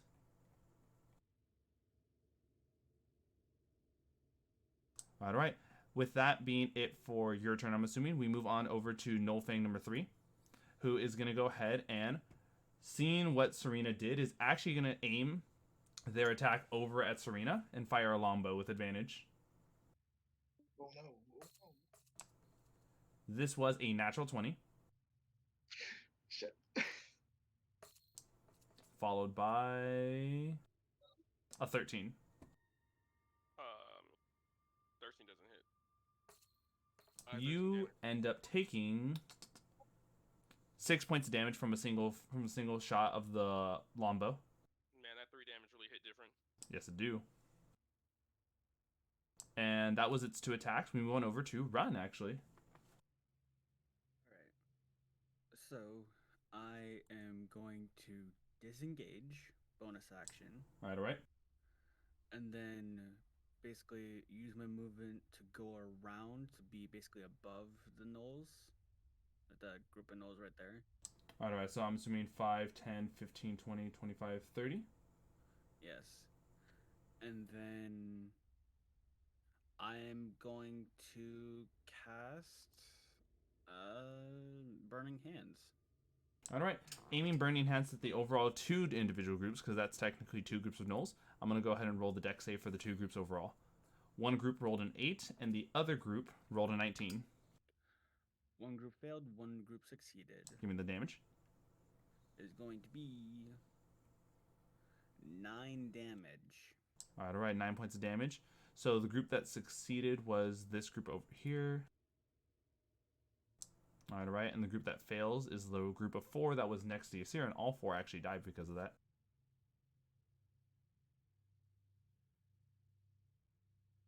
And here's the best part. That's 4 dead gnolls, which means that's 4 gnolls that immediately attack you, Run. Yep. Oh no. Oh no. Let's see. Yeah. We're looking at a 17. Doesn't hit. 8. Doesn't hit. 6. And lastly, 23. Only the 23 hits.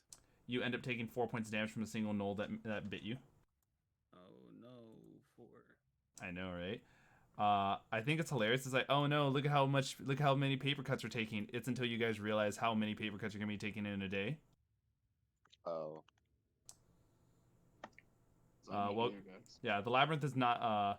You're gonna start noticing fast. It's not a matter of each individual fight is gonna be hard. Well, in some cases, yes, but there are a lot of fights here. And is there any? I believe that's it for your turn. Yes, Ren? Yeah, that was my action and bonus action. All right. Let me go ahead and clear out the trash right here. That is these gnolls. Let's see.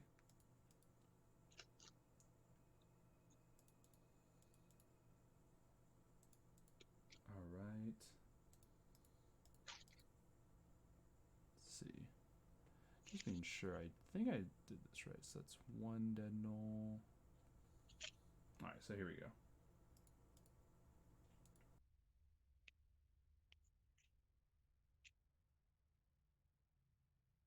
There we go. I forgot to get rid of one from earlier, but it looks like we are just about there.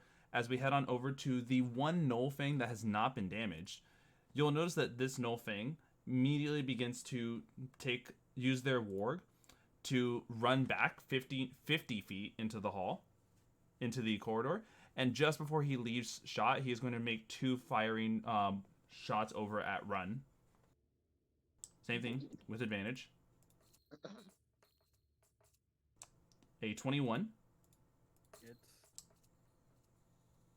And a 24. Hits. You take a grand total. What's up? Would I have my reaction back up? Yes. What would your reaction be? My reaction would be uncanny dodge. All right. I rolled a 3 and a 7. I'm assuming you're gonna cut the 7 in half, right? Yes. So the 7 plus 2 is 9. Cut in half is 4 points of damage. So plus the 3 plus 2, you've taken a grand total of 9 points of damage from these 2 shots together. 9? Okay. As Gnoll Fang 1 is gonna go ahead and 10, 20, 30, 40, 50 feet out of here. And that is, we're finally back at the top of the order with Hallie.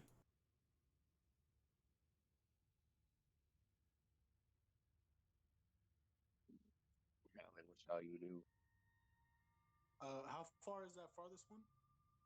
The furthest one from you is, let's see, 10, 20, 30, 40, 50, 60, 70, 80, 90, 100, 110, 120, 130 feet. All right. I'm going to... he's too far for Hunter's Mark, but I'm just going to shoot him. All right, go ahead and take your shots. This is the one Gnoll Fang who has not taken any damage this fight.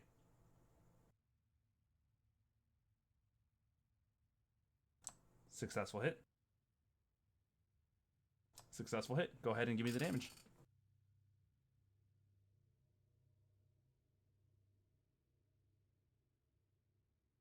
As I stated before, the Gnoll Fangs use their wargs before they take any damage, so you have successfully killed his mount.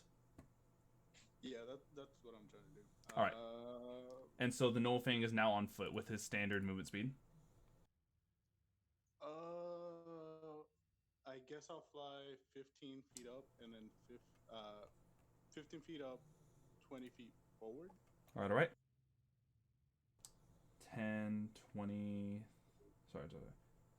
10, 20. Like this? Yeah, I'm just trying to make sure the wargs aren't out of my range. All right. With this, we move on over to the last 2 gnolls that are over there with Oren and the Shield Guardian. Because they're still prioritized on Oren, luckily enough, there's only 2, so only one of them gets a natural 20 on you, Oren. It's pretty much still the same, but you take 10 points of damage, Oren. Ouch. And that is it. We move on over to Yasir. Hey, you know what? Fireball. All right. I'm assuming you're fireballing what the last group of Gnoll Fangs? Yes. As soon as possible, please. All right. They must stop. Let me get you the health of them, and here's the dex saves. So, first one was a 12, a natural 1, and an 8. So all 3 of them are going to take the full brunt of the damage. Okay. And in case you were This wondering, fucking- their wargs are no longer here, so they are the Nullfangs are definitely taking the full brunt. Like I said, this necklace of fireball has lasted us the entire. This is the MVP. Is this its last beat or is its what? After this one more beat. Okay. Let's finish. This has been the MVP of the entire campaign. Oh, sorry, my thing is on. All good. This has been the MVP of the entire. We would have never gotten this far on this fucking necklace. Who knows that? 32. Oh man, if only you had rolled 2 more points higher. These gnolls are in critical conditions though. It's fine. Someone else got it. I'll just, I don't know. Bye. Oh, hold on, correction. Empty. One of these 3 is dead, and it is Nullfang number 3. Hey, it's too far to go for a rampage, so fuck you. All right. Yeah, I'm just vibing back. You guys got. All right, Yeah, Oren, same. you're up. The usual. You have 2 groups of gnolls near you. Oh. 15. Successful hit. I'll hit the one that's lower. Gotcha. 22. 22. Are you smiting any of these attacks? No. All right. One of the 2 gnolls that you just struck is dead. Alright. And the second gnoll? Nat 1. I thought you already rolled a 22 to hit with your Dawnbringer, so we were waiting for the second damage. Yeah. Right. The No, I didn't. you I only rolled rolled once. you rolled 15, then you rolled 22. Fuck. Okay. Yeah. So go ahead and just give me the damage. 12. All right. The last gnoll that is there is bloodied. Is that it for your He's turn? trying his best to hold on. I know, right? I got nothing. All right. All that's left is the one of the 2 groups of gnolls. It's the group that's with Oren, the group that's with Yasir, and this one, Yasir, is once again, it needs to roll a natural 20 to hit you. So it is going to go ahead and with a critical, ooh, Snake Eyes, it rolls only 4 points of damage against you, Yasir, with a crit.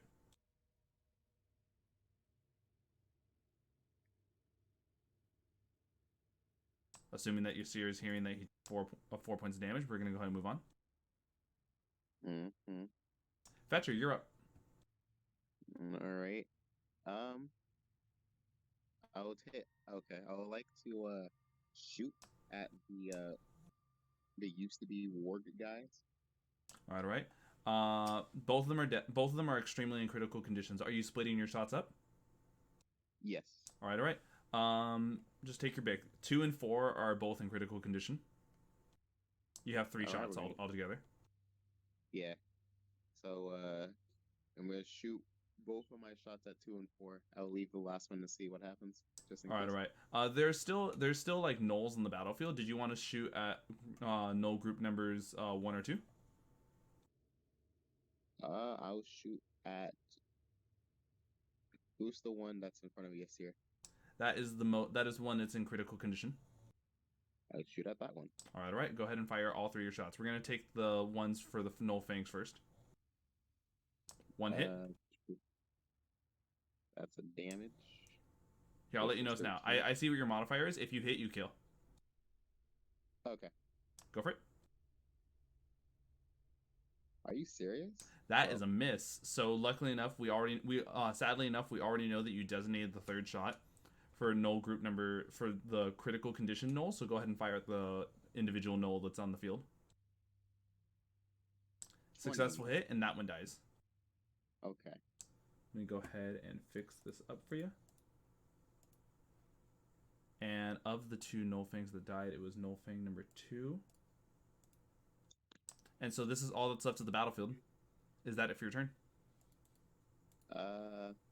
Hag, go. All right. The hag is able to move a round run. What is her movement speed again? 40. Let me go ahead and see what I can get you for that.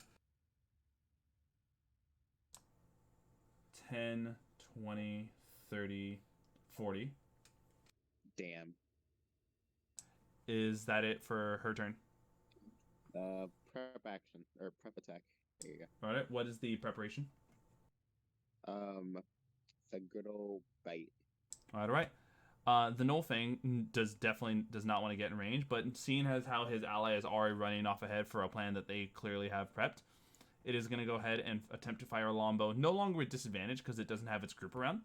It is firing its longbow directly at you, Fetcher. Well, damn. All right. All right. I don't believe a 14 hits, or does it? It does not. I have 19 armor. But, All right. Thank you for telling me that, though, because the second shot was a 21. Fuck. You end up taking 8 points of damage from this shot. Wow, that doesn't even hit my actual health. Or hurt. Right. And so with that, we have Surina.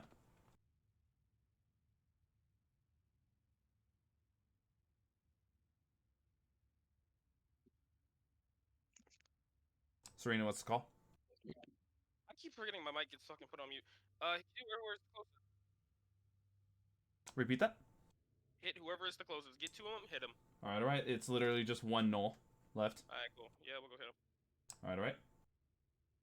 Put your dukes up. Pretty much. Minusing 5, I'm assuming? No, because I'm pretty sure he's low on HP, isn't he? This is the one who's bloodied. Yeah, it'll be fine. We'll die quickly. All right. No -5. Hayet! I'm gonna laugh if this is the thing that ends up like knocking in the kills. That's a successful hit. Alright, well, how much HP? Does he have more than 6 HP? Yes. Ah, shit. Well, see how this does. Rerolled is what we're gonna see what it does. Ah, there we go. 13. And that is enough to kill the very last null. Alright, cool. Other than that, I'm just gonna chill. All right. With that, we head on over towards Run. Okay. So I'm going to use my full movement and bonus action to dash to the one that's running away. Right. And then I'm going to, since it's within range, I'm going to fire 3 Eldritch Blasts at it with the Lance of Lethargy. Ooh, perfect. Nice shot. Let's go. Remember, Lance of Lethargy only procs once per individual hit, not over like 3 shots on one. So you will only lower it by 10. A 14. Hit. That hits. A 18. There we go. And a 11. So that is sadly a miss. Give me the damage for 2 Eldritch Blasts that proc. Okay. 2 and 2. 4 damage. All right. 4 points of damage. Is that it for your turn? Yes. All right. And so it is with this final, the Null Fang's turn at the end of the round. He's going to spend his full action to dash, not engaging in combat anymore, and running 40 feet. Where you going, boy? This Null has left the combat, running around the corner and out of sight as the labyrinth confuses any paths to chase. Down. Let me go ahead and. Can I yell something? Of course. You know, it wouldn't understand what I was saying. I was just gonna yell coward at it. All right. You shout coward at it as Hallie. You can wrap this up with the final Null Fang that is in a critical condition. You shoot in the head. Headshot. You see me behind, just like put my hands together. See you in the garden. Successful hit. It had 2 hit points remaining. And that was the entire null combat. Hooray! Yay. However, though, because of the fact that Hallie's failed the survival check, there is still one more potential encounter before you guys are actually able to attempt to take a short rest. My bones, our precious bones. Luckily enough, though, I did not roll for the encounter, so you guys managed to get through 2 hours in the entire labyrinth with only 2 encounters instead of potential 4. How's it going? All right. Hallie, would you please roll another survival check with advantage as Gash is helping you again? Wait, what's your wisdom mod? What's your mod for your survival checks? His survival is +7. Okay.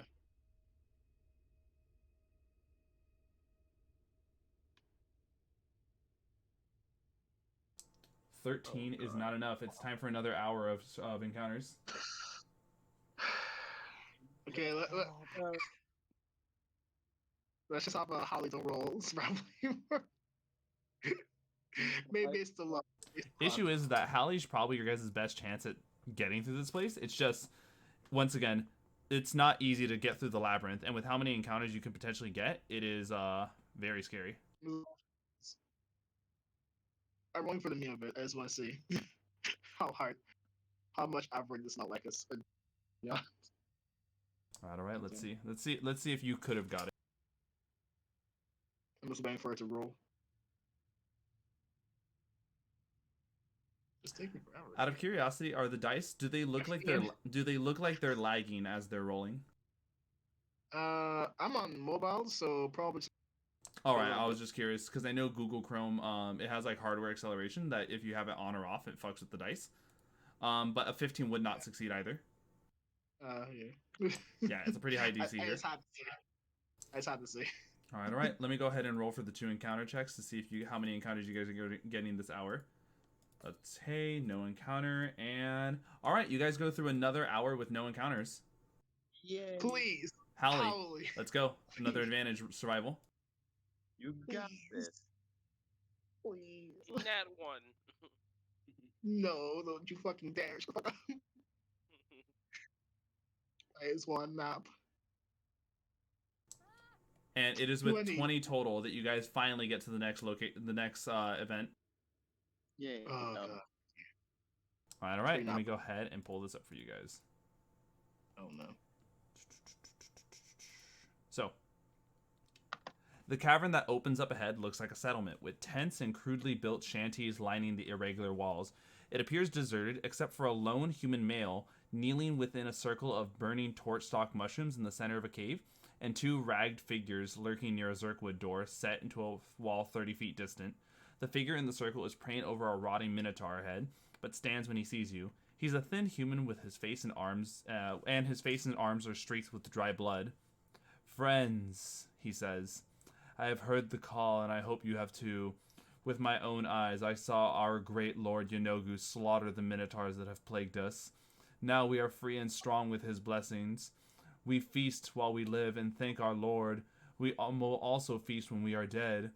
If you've heard the call, come. Join my pack and feel the strength of Yanogu." The figure smiles as he speaks, revealing teeth filed to sharp points. For a second, I got excited because I thought it was, well, not excited, but I thought it was like referencing like Zegmoy, because when you said rotting, I got scared. You mean what do you guys want to do? I'm curious. Was it the human I was saying this? It's literally the only human in this entire place. Well, at least the only visible human.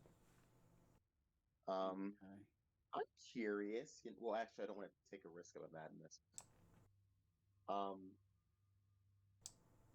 What's the call? I mean, I'm really curious though, because I wonder like what will happen if we, join him in his little ritual.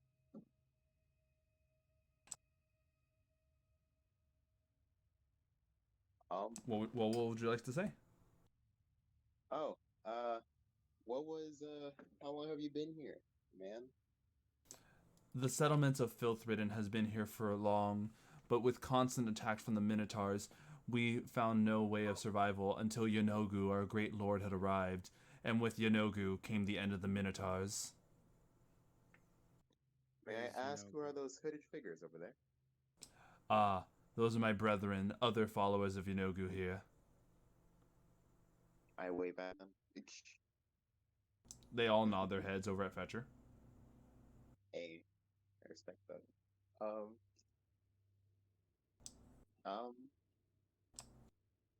I would like to. What is the chances of me dying if I go up there and see what he's all about? 100%. I mean, it's you, so 200%. Oh my god. I'll go Just for with the record, him. I will not be getting closer to whatever that is. All right. I'll be standing like 10 feet behind him. All right. I like where I am. Fetcher, are you bringing your hag with you? Yes, Let's say don't bring the hag. but why? If if things go I- bad, I can use I can use fog wall and get out of there. True. So, She is. with the figure approaches you. My name is Grisha, and it's a very simple task. We have found a very scary group of minotaurs in a cavern. We wish to engage with them and feast on their flesh. Should you participate in this event with us, you will be blessed by Yanogu.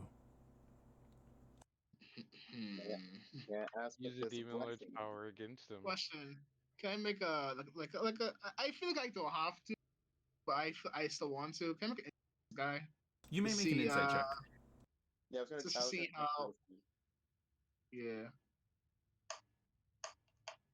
Oh, it's a fucking 9, I think. Oh, it's okay if I do so. So I was gonna ask, but Since Yasir is the one who asked, I'm just gonna rock with your passive insight fetcher, which is a 16, right? yes. The figure does seem to be speaking some truth to a sense. They do have a quest to go and slay. They do have a quest to go and slay minotaurs, though you're definitely questioning whatever this blessing of Yanogu is. Yeah. I just wanted to general this like, does he seem mentally off check? Okay. Has he been like, a little Okay, too long? you found a settlement in the labyrinth, a place that has minotaurs and gnolls. Do you think anyone here is sane? Yeah. I That didn't think one. I had to, but I might as well just call. A human who's worshiping a demon lord.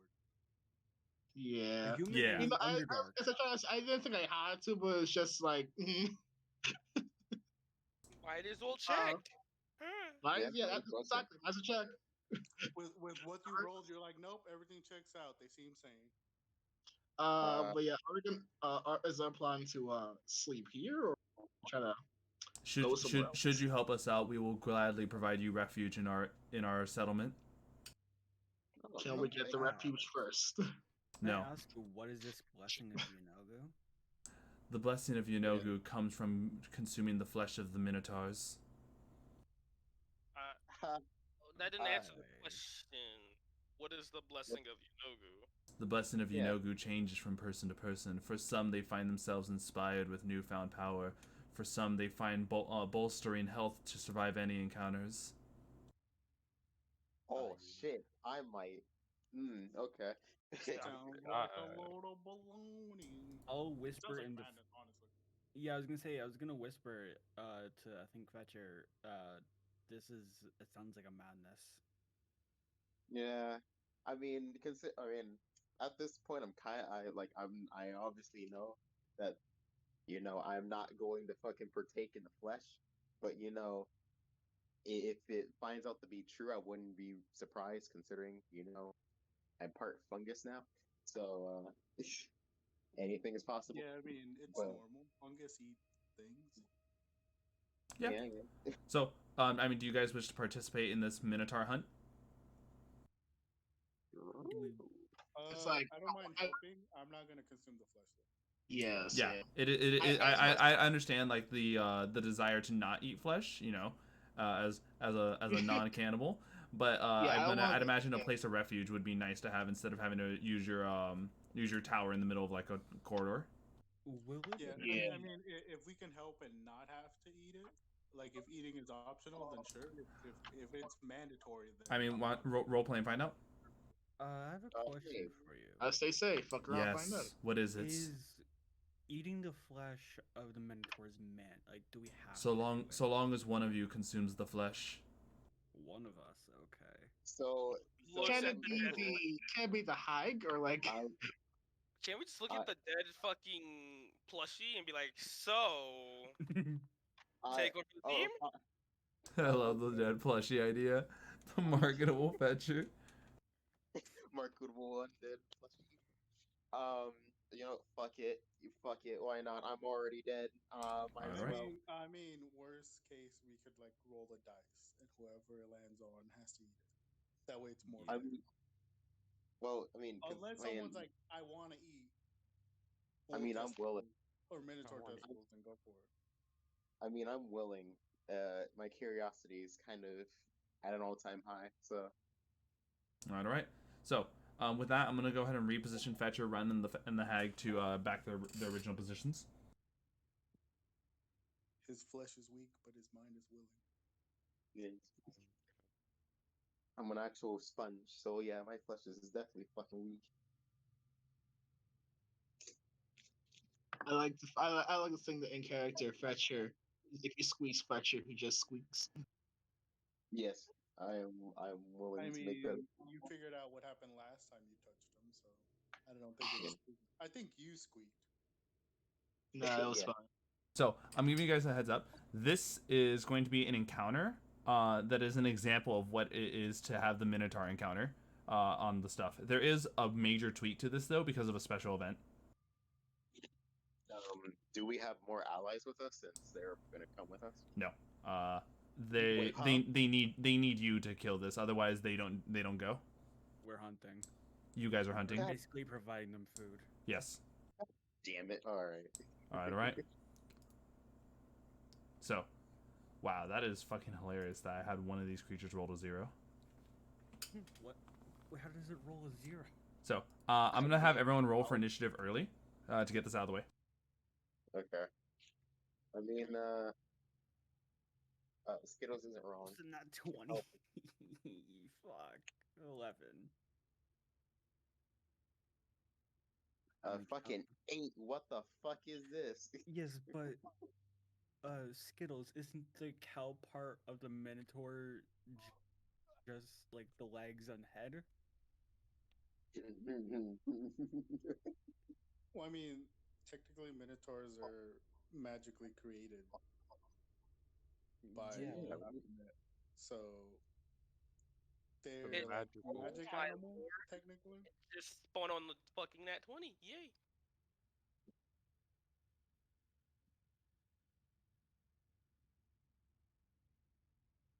He's just kind of Baphomet's just kind of like, this human pleases me. I'll magically transform him into a minotaur.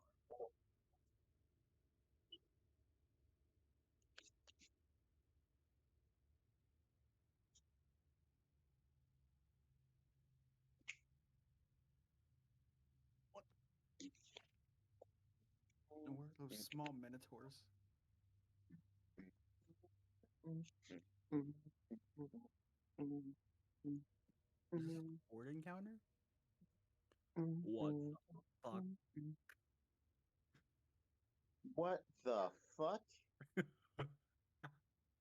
What? I'll be right back before we start. Leave session about that. What the fuck is that? Is what? Hey, hold on, guys. I'll be right back.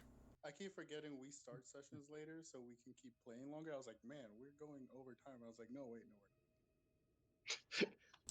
So here, hold on. Let me go ahead and get you guys the image of. So this is pretty much the standard encounter as you guys saw before. Well, kind of. So the one you guys dealt with Gash was a lesser variant of what the standard Minotaur encounter is. The thing that's being added to this is 12 mains and one big creature. Jinogu, isn't it?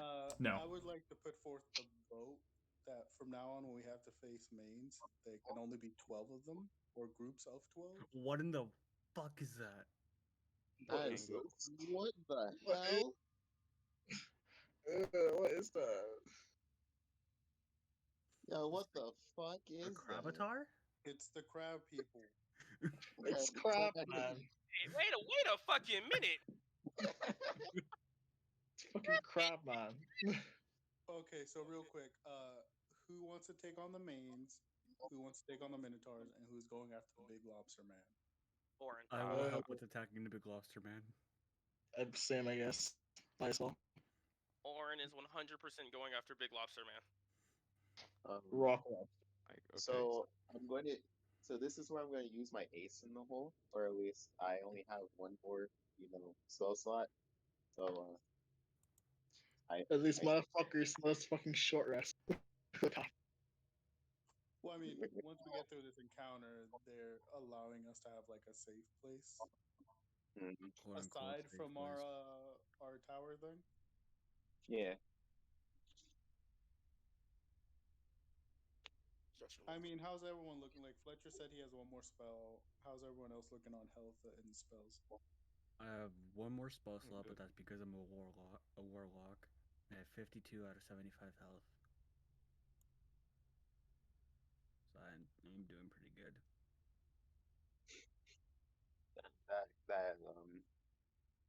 What the fuck was that character's name from SpongeBob? Larry the Lobster is looking a bit different. Larry the Lobster hitting a bit different. He's been taking He's too been much taking too many. steroids when he works out. Yeah. He's been going to the chum bucket and taking in too much radiation.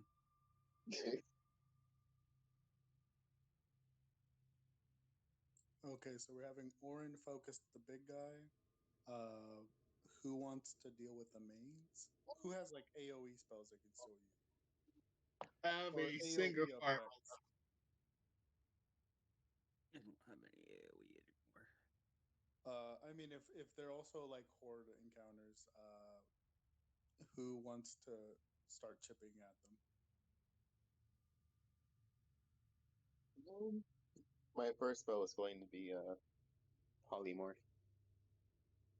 What are you polymorphing? You know my quasi, my ace in the hole. I'm gonna go ahead and roll for Yasir's initiative since I still don't see his. You You- should you- Oh, it's right here. I rolled it. Wait, did I roll it? Oh no, I didn't see it. I see the Oh. last thing rolled was your insight. Oh, sorry about. You should 21. polymorph your quasi into whatever that is. All right. Yeah, So I think- think they can only turn into beasts. here we go. Yeah. Is that not that Starting us ridiculous? off is Howley. Okay, so they said Oren's gonna go after the big guy, so I guess I'll go after one of the Minotaurs. All right. You can go ahead and do as you wish.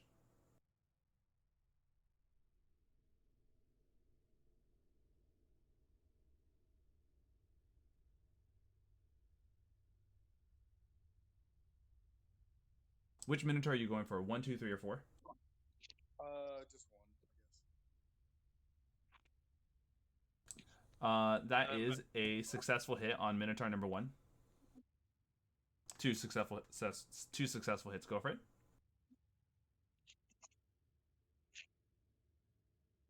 Okay.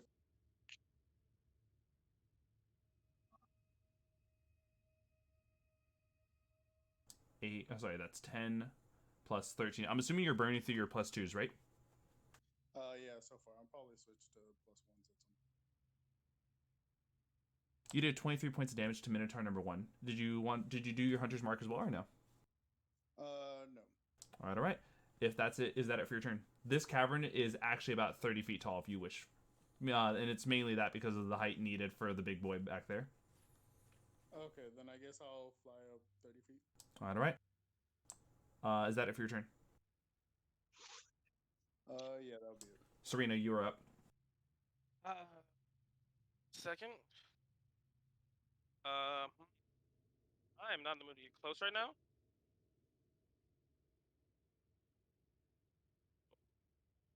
I think what I'm gonna go ahead and do is I'll just bolt actually. All right. I haven't done that in a while.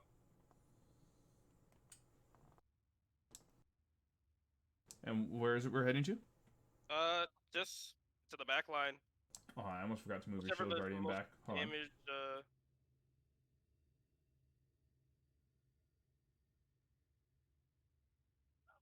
There. Sorry about that. So there we go. You said you were moving to the back line? Yep. Yep. To the back line, and then we'll cast it at level 1. 'Cause I'm 5. not- Oh, wait a minute. You're doing a guiding bolt at the big boy back there. Whoever's the most damaged, whichever one Hallie was going after, that's what I'm going after. Okay, that is Minotaur number 1. Go for it. Turn number 1. Yeet! Ooh, okay. 26. Successful hit. Give me the damage. Yeet! Ooh, that 6 rolled around a little bit. 18. 18 points of damage causes Minotaur number 1 to be bloodied. And that will be my turn for right now. All right. Hey, Oren. Yes, sir. Something does not look right about Minotaur number 1.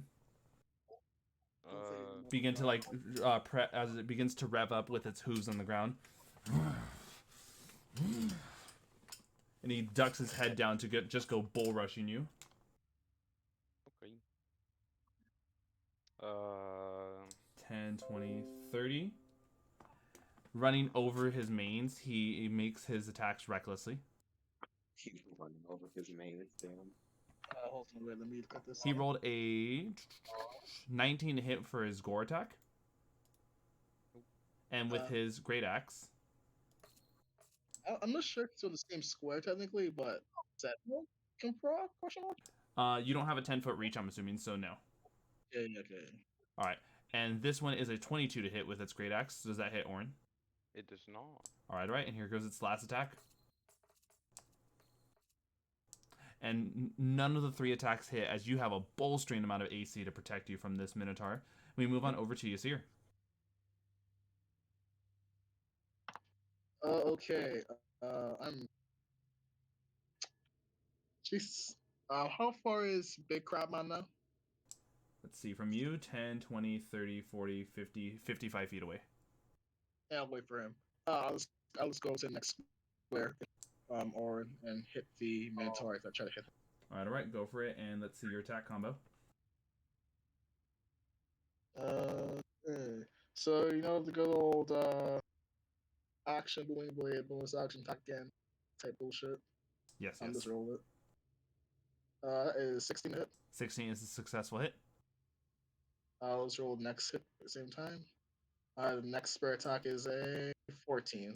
A successful hit. And this is once again using your action surge because you're doing Booming Blade, yes? No. That's right. Because I believe the only way you were able to... Oh, wait, no, never mind. Duh. You're a... You have the cantrip bonus action attack. So 13 points damage plus... 4 plus the blade damage. Yep. It's going to be a spicy 7. First one. Your single attack was enough to cause the Minotaur to go from bloody to stumbling. Please give me your bonus action attack. Okay, and this is a total of 11 points of damage. All right. That is enough to down Minotaur number 1. Woo! Wait, what's the guy? And then my... Is that it for that's it for your turn? Yeah, you have to. All right. Would you look at this? It's the group of mains that go at you, Yasir. And since the only way for a main to hit you is if they roll a nat 20, it means that one of them is guaranteed to get a nat 20 on you. Yeah, that's descript me. You end up taking 10 points of damage from a single main as they go swarming on you. How I see. And now, here comes the worst part about this entire run. 3 Minotaurs back to back. Oh. Starting with Minotaur number 3. 10, 20, 30, 40 feet. And you'll all notice one thing interesting about all these guys. It looks like they were all instructed to rev up. Oh, shit. So, rolling with advantage, because they're recklessly going after you, run. Mm-hmm. Here comes the gore. I believe a 24 hits you. Yep. Due to the fact that they are using their charge ability, you take an additional 2d8 on top of the 2d6 damage coming your way. So this is a grand total of 15 plus 4, 19 points of damage from their gore attack alone. Okay, from that one... Oh, you said 19? Yes, 19, and there's still 2 more great axes coming your way. Shit. All with advantage.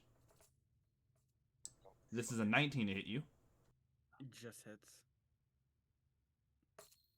You end up taking 18 plus 4, 22 points damage from a great axe. Okay. And the final attack was a 14. That one misses. All right. That was just from one of the 3 Minotaurs. Fuck, I only had... Minotaur number 2. 10, 20, 30, 40, and this one's going on you, Yasir. Same thing, prepping all of these attacks recklessly and just bull rushing you. Yeah, go for it. First attack was a 21. Misses. And here we go. The next attacks. These are the great axes rolling with advantage because reckless attack. 16 is a miss, and the final attack. And 18 is a miss. As we move on to Minotaur number 4.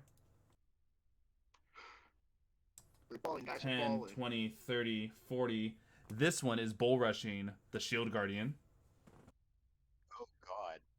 Wow. So, okay. first attack is a 22. Hits. Because it's the bull rush, it takes an additional 2d8s on top of the innate damage of the bull rush. It takes 22 points damage in a single hit. Okay. And here come the great axes. First attack was a 25. Hits. And the second attack was a 20. Hits. Here is a grand total of 4d12 plus 8. Your Shield Guardian took an additional 38 points of damage from the 2 attacks in total. Jesus. I would like to say, boys, he is almost halved. Yes. Yo, The Shield Guardian- I watched last session and was like, I'll beat Oren. Yeah. So it looks like these Minotaurs are working as a unit as they have an actual like leader behind them. Oren, you're up. He did attack recklessly, right? Yes, every single Minotaur was ordered to attack recklessly.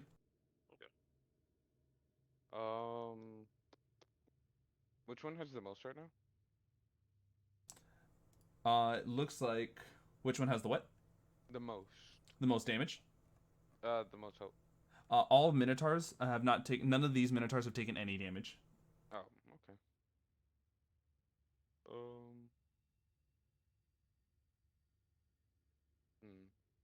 I'll go to the one north. All right. Let me go ahead and move you up there. And This one, correct? 29. That is a successful hit. Did you want to smite this? Yeah.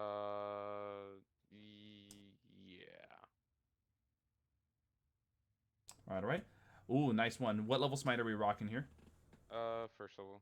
First level, so innate 2d8 up to 3d8s on top of this. Yep.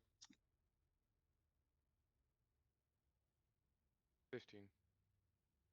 All right. That's not enough to bloody the Minotaur, but you do have a second attack coming in. Okay. Also, don't forget you swing with advantage because all of these Minotaurs have attacked recklessly. Oh. Remember, we're always looking for that nat 20. Any excuse to get it. I almost got a nat 1. Thank God you rolled it with advantage. That is a hit. Are you proccing smite with this one? Yeah, and I use Thunder Smite. All right. I think it's 1d8. Let's see. Oh, well, hold on. So remember, Thunderous Smite is a bonus action, and it's a smite that can proc on top of your standard smites. Oh, I didn't know that. So it's Thunderous Smite is an additional 2d6 first off. And then first level Smite again. All right, so that's 2d6 plus 3d8. 23. All right, 23 more points damage And push him back 10 feet. after they make a strength save. Oh, yeah, that too. They ended up rolling a 16. I believe that passes. Yeah, so they don't get pushed back. However, though, your 2 hits altogether caused this Minotaur to go from full health to in a critical condition. Right, Run, it's your turn. Okay, so as a bonus action, I am going to cast Shadow Blade, basically bring the Shadow Blade out of my chest again. All right. Edge And then boy. I'm going to stab the Minotaur that's right in front of me. Okay. Shit.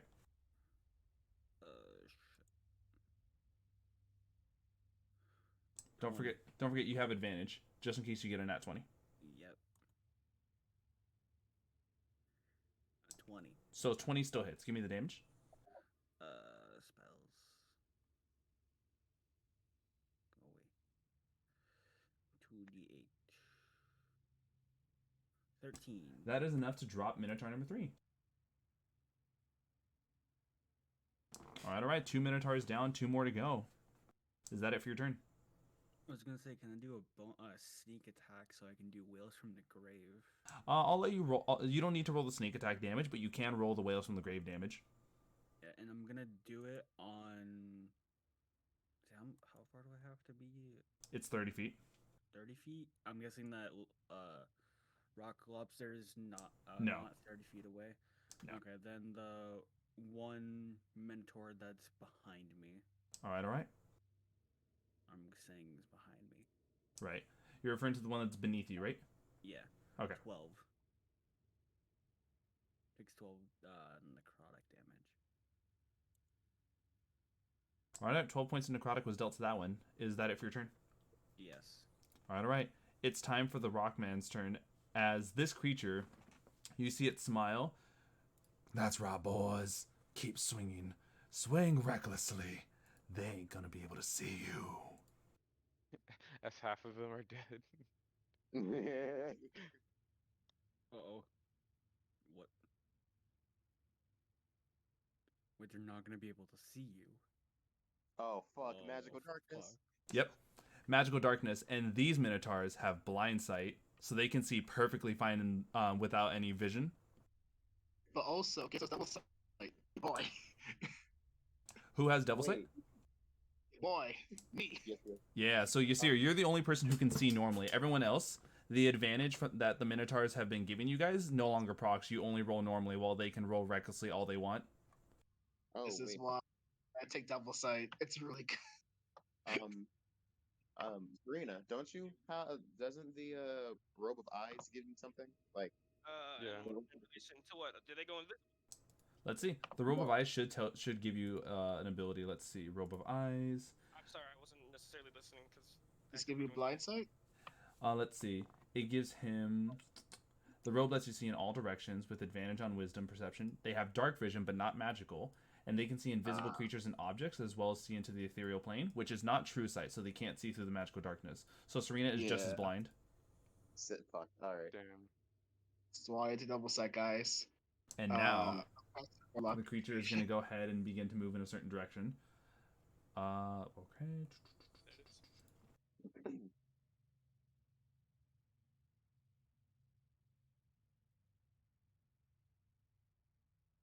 All right. That was it for its turn. Fetcher, it is your turn. All right.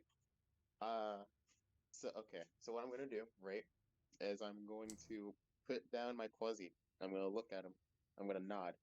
Because telepathic communication. I'm gonna have him get closer to the rock lobster man. And when he's close enough, I will use polymorph and turn him into a Tyrannosaurus Rex. I'm sorry, repeat that? Oh, so no. So you're sending your Quasi out, and where is your Quasi being sent to? As like, how close can he get? How close can he get to the lobster man?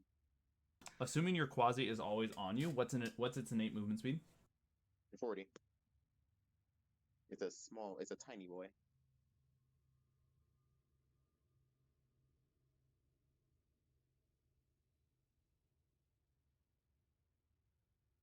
Hmm.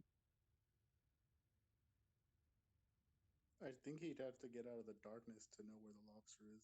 That is true as well. Yeah. Okay. Well, in that case, oh, well, wait. I just need to know he where still is has where the movement though to do that, but I'm just saying. where is he before I actually use polymorph or cast it?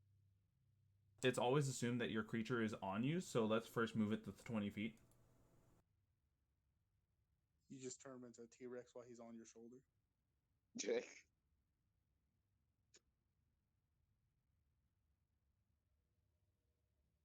So once again, assuming that your creature is wandering 20 feet away.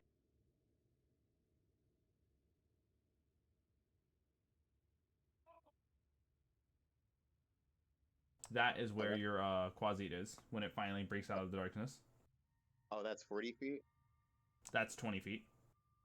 Oh, When it polymorphs and it gets into 40 feet of movement speed, it used 20 feet this turn, so it still has an additional 20 feet left. okay. In that case, I will have it. I'll use my bonus action to tell it to go invisible. Can I ask you? Okay, so you use a bonus action to tell it to go invisible. Okay. Let me also ask something. Could you read polymorph for me, please? It's a beast. Hold on. Oh, hold on. Let me see. No. That's not the issue. The spell transforms a creature that you can see. Fuck. All right. You can't polymorph things while you're in the darkness.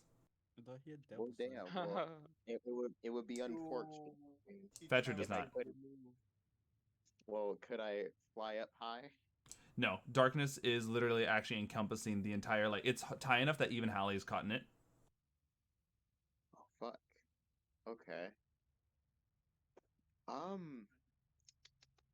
Okay. In that case, You could fly out of the darkness if you can. Right, you can just fly backwards if you want. oh yeah, I would do that. Or forwards will- into all the enemies. Then you can see them. I will fly back, and so that I won't be in the darkness. You've only used 10 feet of darkness to get where I moved you. Did you want to move anywhere else? 10 feet of darkness. I see. What you call it? Am I the highest that I can go right now? Right now, this is just 10 feet backwards. Where else did you want to move?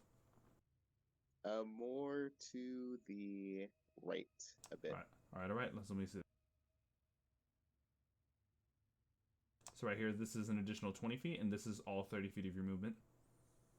Put me back on the 20. I don't feel safe there. All right. Is that it? So Quasi's invisible. Yes. Um, That was your bonus action to command them as well. yes, I will use my good old Eldritch Blast to shoot Now. at the Minotaur. You want to shoot at the Minotaurs, yes? Yes. Eldritch Blast. Because you are firing at a creature in the darkness, it is with disadvantage. All right, we'll do this. Mind Silver. Mind Silver. Intelligence of 17 saving throw. Now If hold they on. fail- You're doing this on the Minotaurs, correct? Yes. You drive disorienting spike of energy into the mind of a creature that you can see. God damn it. Welcome to darkness. Okay. On top of Yeah, this, I'll let you know this now. Once again, because of the darkness, you can't see through the darkness. You actually can't see any of the enemies from where you stand. Jesus fucking Christ. Okay. So I can't. Okay. You'll have to like actually maneuver around the darkness in order to make the crabman visible, and the crabman's pretty much the only target of your visible abilities. Okay, I would rather not do that because I feel like if I move away from the Shield Guardian, that's my only ally right here, I feel like I'll get fucked up. It's like it's like, guys, I've made it out of the darkness. The crabman's right behind you. Sup, fucker. The ambiance came in at the right moment. I know, right? I'll just shoot blindly into the darkness. All right, blindly into the darkness, shooting at the Minotaur that we're labeling as the southern one. Go ahead and fire with disadvantage. Actually, hold on, sorry, correction. It's fired normally because they rolled it recklessly before. Oh, okay. So in that case, a 1. All right, that's 23. one hit. 11. That's one miss. 24. 2 hits. Go ahead and fire 2 Eldritch Blast that procced. That's a 13. And that's a 7. All right, 20 points of damage was dealt to that Minotaur. You guys can't visibly see it, so I'm not going to tell you guys its condition. By chance, can I have my... Oh, actually, hold on, sorry, correction. Yasir. The Minotaur is not bloodied yet. Okay, got it. What was that, Fetcher? I was gonna say, can I verbally tell my hag to go over to the Minotaur that's next to Oren and give it like a big ol' hug? Yes. Does your hag have any magical dark vision? It has. Hold on, let me see. Spine's got true sight. It's it. It has dark vision of 60 feet. If that's the only vision type it has, then it rolls normally, no advantage. Okay. So it will walk up to the good old Minotaur, just filling around in the dark, and we'll give it a good old hug. All right. So that's a 12 plus 8. That is Good a old. successful hit. Give it the hug. And this will be a 9d6 bear hug. Yes, and don't forget, this one is cut in half because the Minotaur is resistant since the hag's attack is not considered magical. Okay. So that's 20. round down to 28, cut in half, 14 points of damage. Okay. Well, yeah, plus 5 with that. You're right, so that's 34, cut in half, 17. So that will be this instead. So now What he is grappled. Okay, it's only the grapple condition, right? Not the restrained? Yeah, it is grappled. Only Okay, grappled. just being sure. All right, we move on over to the next group of enemies as it's finally the main's turns. Fun fact, did you know the mains are small enough to move through the hag space as well as the Minotaur space? What? Okay. Which puts them just in range to start attacking Oren. Weak. Here's a guaranteed critical on you, Oren, and you take 7 points of damage. Aim. All right. Hallie, you're up. Move me 30 feet south, so I'm out of the darkness. You got it. Sorry, this is 10, 20, 30 feet south. You finally broken through the darkness. I can see and shoot at the rock crab dude, right? As well, in case you're wondering, you can roll an Arcana check to see what type of demon that is. Now that you have more visual confirmation, he's closer. Does that take up an action, or is that? No, I'll give you a free action. Just pull it out of your ass.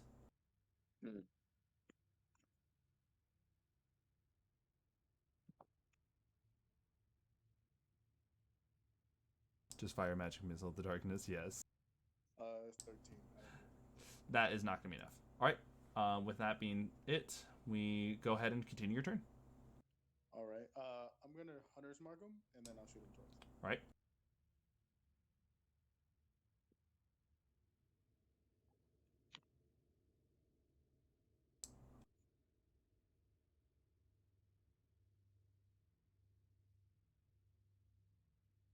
Both hit.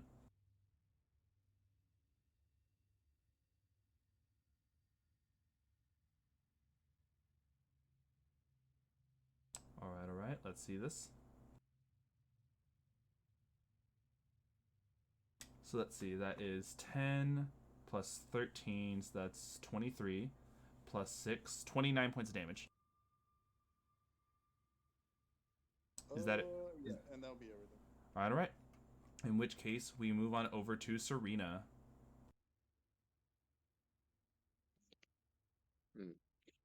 Right, Surina, you got this. In this, She's like, I just got dark vision. What the hell? Now I'm blind again. All right. Do I know what direction I'm in? Or what direction I can move? It's kind of like just wandering through the dark. I at least give you guys that, but you can't tell if you're like within range of an enemy. Sorry. You can wander through the darkness normally, but because you're in the darkness, you have attacks with disadvantage. Luckily enough, all the Minotaurs rolled recklessly, so your attacks are just normal. So if I wanted to, let's say, move the Shield Guardian down to the south, and then move alongside with him, would I be able to make it out? We have to remember that your Shield Guardian goes after you, so it is assumed that you are moving before your Shield Guardian when we're accounting for movement. So, yeah, that's true. Fuck. 5, 10, 15, 25. Can I get to the outside darkness by Holly? Let's go ahead and find out. 5, 10, 15, 20, 25, 30. Can I not do it the other way, where it's down and then going past my Shield Guardian? So yeah, down to the north, the southeast. 5, 10. And then can I go between them? 15, 20, 25? 25. Yeah, right there. All right. It does. can I land an attack against the Minotaur in there? You can, but it's still a disadvantage as you're attacking a creature in the darkness. Sorry, it's an attack that's normal because you're still attacking a creature that's in the darkness. Fair enough. Fuck it. We fucking doing some what was it? It was like the AC was 17, right? Who knows? For the Minotaurs? Or are these different type of Minotaurs? These are the minotaurs that you guys encountered before, so it's up to you. Just remember that there's no way for you to get advantage. You can only roll normally. I mean, can I not technically get advantage with my own bonus action? No, because disadvantage and advantage cancel each other out, regardless of how many advantages or disadvantage you stack on top of each side. Well, 3 attacks is different anyways. Fuck it. Let's go. -5 on all of them. Yeet! Alright, let's go. The Minotaur. First, ooh, that didn't hit. That's not a hit. Yeet! That didn't hit. Holy Nope. shit, these are bad rolls. That one hit. That one does hit, so that's the only attack that lands. Go ahead and give me it. Yeah. Yep. Something. Ooh, here we go. Successful 23 points of damage. Did we ever say if we were gonna be able to, You guys are going to be able to long rest after this. We are. Yes. As well as a side note, Yasir, you can see that one went straight from healthy to stumbling. You got that? If I can ask for your action, I'll just tell Surina, keep doing that. He's like almost dead. All right. So, Surina, is there anything else you'd like to do in your turn? Bonus action burn? No. All right. I believe that's it for your turn then, yes? What about Shield Guardian? Oh, that's right. Go for it. I just want him to move to my southwest. All right. Let me go ahead and adjust that for you. Right after I have the Minotaur roll to attack it with a opportunity attack. Rolling with its great axe. Luckily enough, it rolled horribly. It only rolled an 11 as your Shield Guardian continues its movement. Once again, you want it to be southwest of you, yes? Yeah. 10, 20, 30. Yeah, that's good. All right. After you comes Yasir.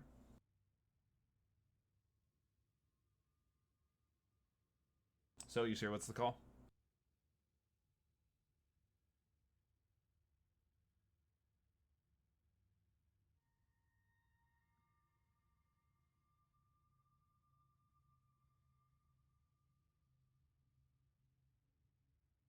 Yasir?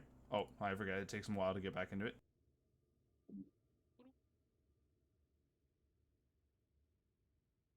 Oh, shit, I gotta heal my Shield Guardian. Can't forget that. Oh, yeah, that's right. You can't forget that. Did I forget to heal him one time at the beginning of the game? I attacked, then he got rushed. He didn't get to do an attack, no. No, he has not. So this is like the Shield Guardian's technically first turn after being damaged. Yeah. All right.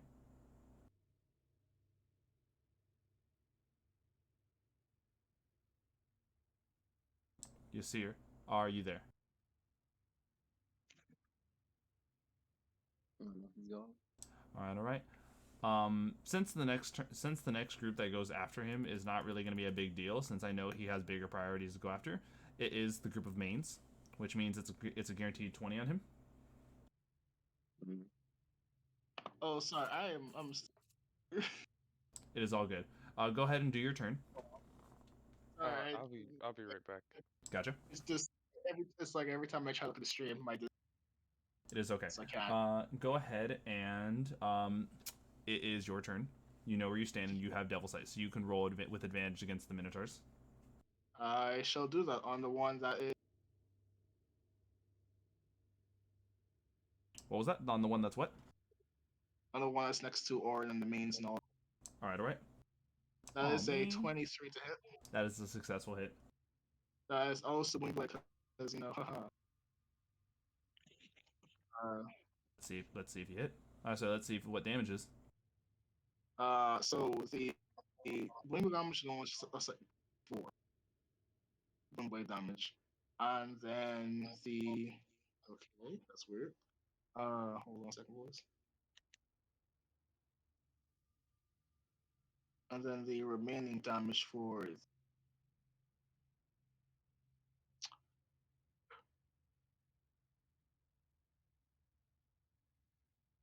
not 6. That's 14. 20 damage in total. Thank you, First thank you. attack. And then for next attack, that's going to be a 20 to hit. Successful hit. By the way, your first attack caused the Minotaur to be bloodied. Great. I thought we fucked this guy up. Just gonna roll that. That's a nat 5, so 13 damage to the next attack. All right. Damn, I want to do this. Yeah, I think that's gonna be me. Heal 2. All right. It's time for the Minotaur's turns. Minotaur number 2 great. does not appreciate that you do that to him. So, unable to do the gore, it is just going to go ahead and continue to attack you with advantage. Regularly? Or with, It's recklessly. Yeah. 15, 15 for the first attack. 13? Misses. 24 for the second attack. I'll shield. Ooh, I love the fact that you're using shield. So. Actually. Ooh. The thing Hold on. is, I would rather use the shield because I have next thing, but only. Right. So after it rolled that 24 and you had to use shield, you're like, yes, I'm protected. It actually rolled a nat 20. How do I? Wait, what? So can I take that back then? Nope. You take 39 points of damage from a single hit. Fucking Christ. Ow. How are you doing? I'm at 9 HP. All right. And we now check out. Oh wait, hold on. I almost forgot to give you this. Before that one went, the mains got a guaranteed crit on you, and they do 12 points of damage to you. I'm out. So Yasir is down. This is why I'm going to take a short rest. Take a short rest. So Yasir is going to start doing death saves. He will need help healing him, unless you guys can clear out the darkness. Meanwhile, it's the Minotaur number 4, who is going to go ahead and roll with recklessly over at Surina. The first attack roll was a 22 on you, Surina. Huh? That hits. All right. You end up taking 11 points of damage. Okay. That's half to, 5 me? 11, 5 you, 6 on the shield. Can I switch it? Yes, you can. I like to say that this is the first I've been down for an entire game. Yes, it is. This is scary stuff. The second attack was a 25 to hit you. That hits. Here is 13 points of damage, meaning this is 7 and 6. Go ahead and distribute as you wish. What up? 13 points of damage, meaning 7 and 6. How you can assign it to the shield guardian yourself as you wish. You know, I'll take a little bit more from my shield guardian. All right. And here is the last attack with advantage. With advantage or just balance? No, because the Minotaurs can see perfectly fine because they have blind sight, and because they're choosing to roll recklessly, they have advantage. Wait, does blind sight give you that? Wow. Blind sight allows you to see even if you are in pitch darkness. Blind sight is like top, basically, essentially. Yeah, you can see regardless of the light.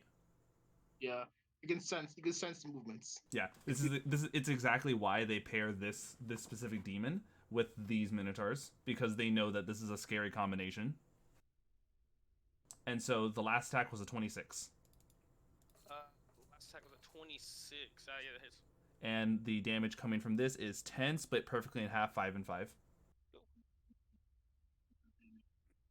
You're slowly eating these until I decide to not want to eat them. Exactly. All right, Oren, it is your turn.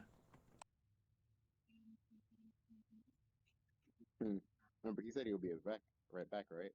I believe so. Hopefully that we gave him enough time to come back. Let me see who goes after him, just in case we can run something. All right, if he is not back, then it's actually Run's turn. Oh, okay. Run, you still with us? Run. Yep. All right, what would you like to do? So as an action, at the rock lobster, I'm gonna cast Chill Touch. Now, hold on. Can we take a look at Chill Touch first? I don't need to see it. You don't? Hold on. Really? Yeah. Yes, it is. It's just with disadvantage because you are in the darkness, unless you are able to see through the magical darkness. I am unable. So it is with disadvantage. In that case, In that case, I'm going to move forward out of the darkness. Let me go ahead and proc this for you, just making sure I got this right. When you're saying move forward, you're referring to like this. So 5, 10, 15. Yeah. I'm going to move you so that you can actually be in visible line of sight. 20, 25. All right. And then I'll cast Chill Touch. All right. 16. 16 is actually a miss. Uh-oh. The rock lobster looks around. All this beautiful dinner. I can't wait to break them. Omen from Valorant? I know, right? Alright, And I I'm back. don't have fast hands as a bonus action, so I can't use. Okay, so. Do you have any bonus actions you'd like to use, though? I think you still have your dagger out, right? Yes, Heal I me, do. please. I want to live. I don't have healing. The only thing I have You'd need Oren to heal you, and Oren is currently AFK. I'm back. All right. After we finish run, we're gonna go back to Oren, okay? Okay. I wouldn't be able to use 2-weapon fighting with my dagger, my Shadow Blade, right? No, because that's pretty much like it's like an Eldritch Knight thing to be able to do that. Yeah. Wait. Technically, your dagger's a spell, though. Yeah. So you can proc that if you'd like. I can proc that? Yeah, you can throw your dagger because it's considered a spell throw. Ah. So I'm going to throw my Shadow Blade over at the lobster. All right, go for it. And I have advantage because it's the dark. Yes, it is. Ah, Haha, let's go. That's a nat 20. All right, nat 20. Are you proccing your sneak attack on this? Yes. All right. You double the damage die of all of the damage of the spell as well as the damage of your sneak attack. Let's go. Good damage roll. So for the Shadow Blade is 16 on a crit. All right. And what type of damage is this? It is psychic. All right. Perfect. So 16 psychic so far. And then remember, sneak attack always sneak attack's damage type is whatever the base damage type of the weapon is. So in this case, it's also psychic. So it's gonna be, and it's crit damage as well. Yeah. So you crit the sneak attack as well. Oh boy. 10d6 of psychic damage on top of the original. 36. Your single Shadow Blade was enough to cause the large demon to become bloodied. As he looks over, all right, I know who I'm fucking up today. And if I know darkness is a concentration. Yes, he will have to roll a con save. Hold on, just being sure. 16 plus 36. 46, 52. The only way he'll be able to do this con save is if he rolls a nat 20. And he fails. The darkness goes down. With the darkness down, you all see that Yasir is down on the ground making death saves. And now it's Oren's turn. Alright, I'll run over to my fallen ally here, and I'll give him 20 lay on hands. I do have to warn you about something, though. You take you get an opportunity attack from the mains, which is a guaranteed nat 20. That's fine. You take 9 points damage on your way to Yasir. Okay.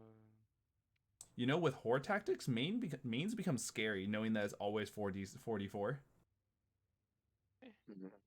4d4. I'm at 97. Yeah. I'm chilling. All right. Go for it. How much would you like to heal Yasir for? 20. All right, Yasir, you're a healer for 20 hit points and are prone on the ground. I'm alive. All right. That was your primary action. Any bonus actions, Oren? Nah, no. Just keeping shit of food. All right. Now we move on over to the demon. The demon does not like that run brought him down. So what's the demon gonna do?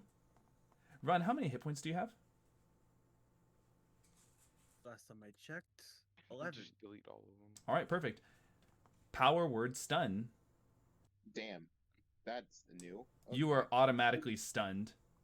No save whatsoever. And I can't say anything, so I can't call him anything. I have just a random question. What's up? Yasir used shield, but then he went down. Does his shield technically still up or no? No. Damn, they really cucked you on that shield. So here we go. Are you fucking kidding me? He's walking over to the stunned run on the floor.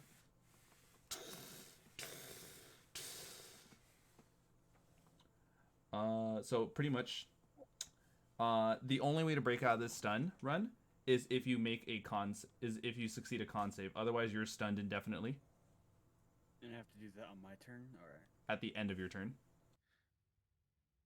so So it's gonna take your full turn to break out of the stun, and you're gonna break out of it in front of this dude. luckily I have advantage on con saves. Yeah, let's go. All right, Fetcher, it's your turn. You see the creature heading towards your ally, now stunned. Run is pretty much just like, oh, fuck. Well, Hey, yo, Run. Does that fog wall sound pretty nice now? I don't think I can talk.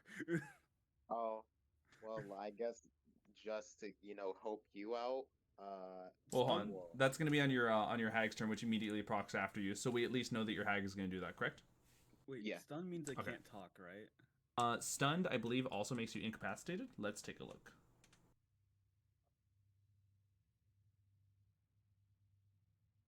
Yes, a stunned creature is incapacitated. It can't move, it can't speak, no actions or reactions. You automatically fail any strength and dex saves, and attack rolls against you have advantage. And for my little boy, my Quasi, where is he? Because last time you used all his 4D movement speed when Big Demon was where he was at, right? Before. And that would proc him. Let me go ahead and pull it up. So that would put him right here. Let me see this.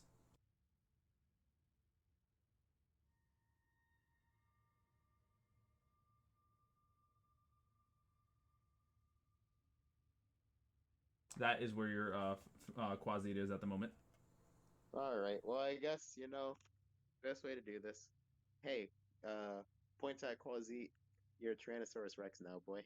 Go attack.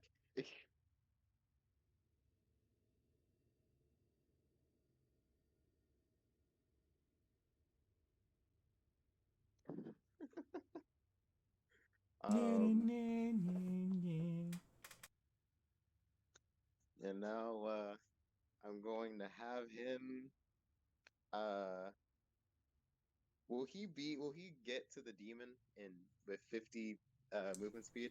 So creatures that are huge can only move through spaces of creatures that are medium and below. It can't move through spaces of creatures that are large.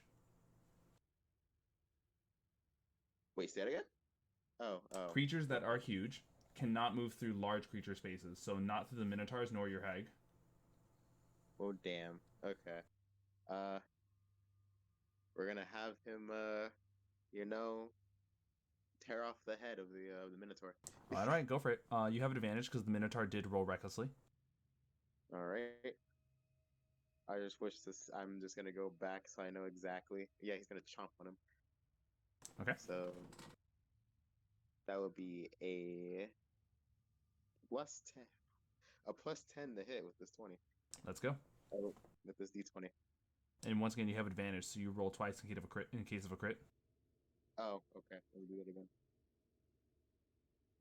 All So right. the higher 18 will hit.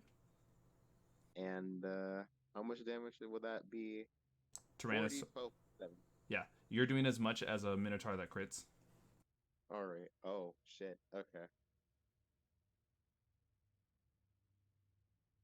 4d12 plus 7. Let's go. Yeah.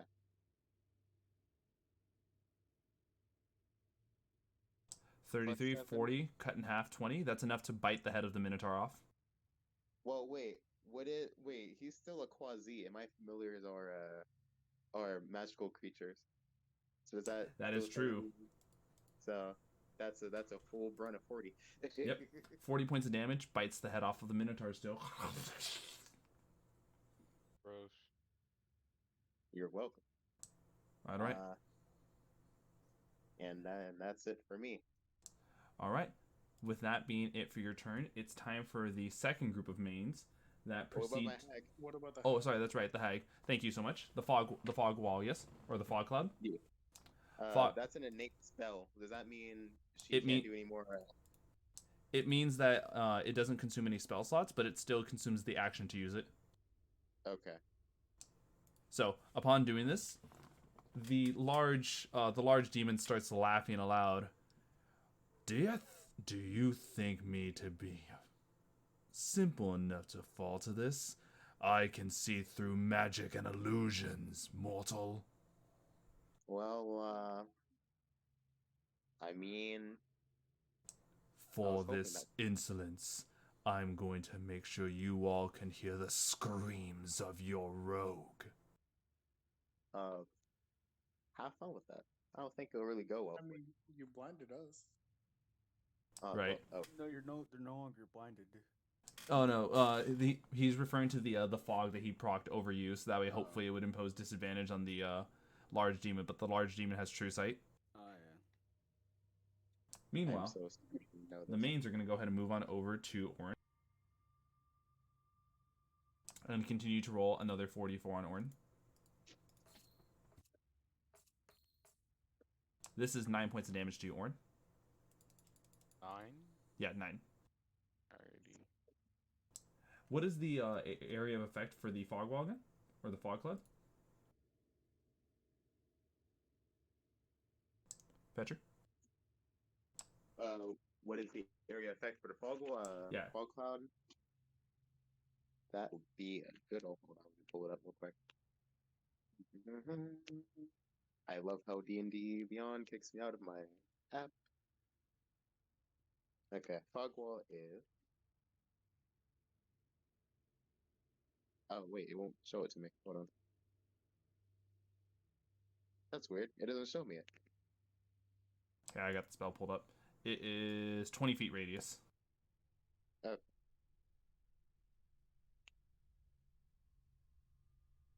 Alright, is that it? Yes. Oh, wait, you mean yeah. Alright, so we're back at the top of the order with Hallie.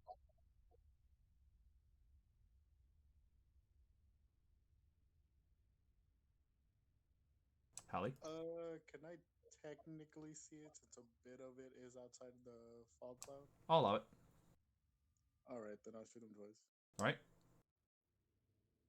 You do roll normally, by the way.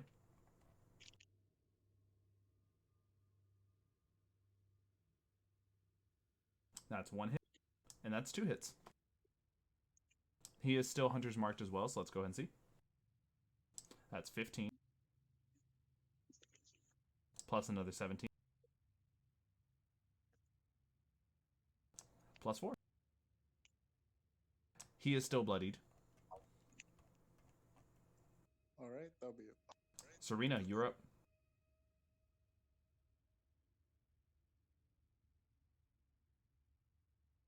Surina. Keep forgetting I'm muted. Can I see run? Could I technically see run or no? No, because the fog cloud makes it heavily obscured. I was Sorry. gonna put sanctuary on him. But As it was with Hallie, you can also barely make out the huge demons. You can aim for that one as well. I can barely see him. You can see him enough that it doesn't impose disadvantage on the attack roll. Meaning that if you do the samurai ability, you'll get advantage. I'm checking some quick. No matter what, I have to move up. So get me as far forward as I can to anything. Alright, let me go ahead and get you this. 5, 10, 15, 20, 25, 30. The closest thing I can get you to is the mains, or let's see this. 5, 10, 15, 20, 25. That would put you in range to hit the other Minotaur. Is that Minotaur also still in Reckless? Yes, it is. All the Minotaurs are attacking recklessly. Fuck. It's also enough out that I will allow you to actually get advantage on this. So, question to y'all is, do y'all think that this this, whatever it is, large figure has really high wisdom or not. Yes. Yeah. For what purpose, though? What purpose? I will remove my secondary plan. Primary plan back in action. Whoop ass. I have advantage, yeah? Yes, you do. Minus 5 on everything. You get advantage so long as you give yourself that ability of yours with a bonus action. Oh, I thought it was a reckless foe. Oh, no, never mind. You are right. Continue. Yeah, I was gonna say. Yeet! Let's go. Let's go. Let's see. Fuck, minus 5 already. These are down That is bad. a miss. Jesus. Yeet! That was a down her rent. That one hits. That one will hit. So go ahead and give me the damage. And yeet! The nat 20 was right there. Are you kidding me? So 2 attacks that proc. Let's go. That should be what, 26 and. Ooh, 26 and 24. The 2 attacks combined completely down the last Minotaur. Fuck out of here, bitch. Hooray! No more big bad meanies. Well, there's still one left. All right, is that it for your turn, Surina? I'm assuming that's it for your turn, Surina? Yeah, that's. Well, move my shield guardian behind me. All right, all right. Oh yeah, shield guardian just beats on the fucking mains. Never mind. Beat their asses. What's its move speed again? Equal to mine. 10, So 30. 20, 30. Beat their ass. Go for it. Beat they. Ooh, 119. That's a. The 6 is a 13 total. They both proc. Oh, perfect. Whoop that in. Jesus. The first one is. What's that? 13 damage, and then the second one would be. Whoop that. 10. Two mains die. Perfect. I'm holding on to the group right there just so we know where their bodies are, but it's understood that there's only 4 left. Remember, no matter what, the group still rolls critical because that's what they need to hit using horde tactics. So each of your attacks, it's not a matter of like, oh, I did 20 points of damage, that technically kills 3 mains. It's more like each individual attack will kill a main. Nice. So the mains isn't so much as you need to burst through their hit points more than you just need to like, it's the number of attacks that matter more with them. Okay. And Yasir, you're up.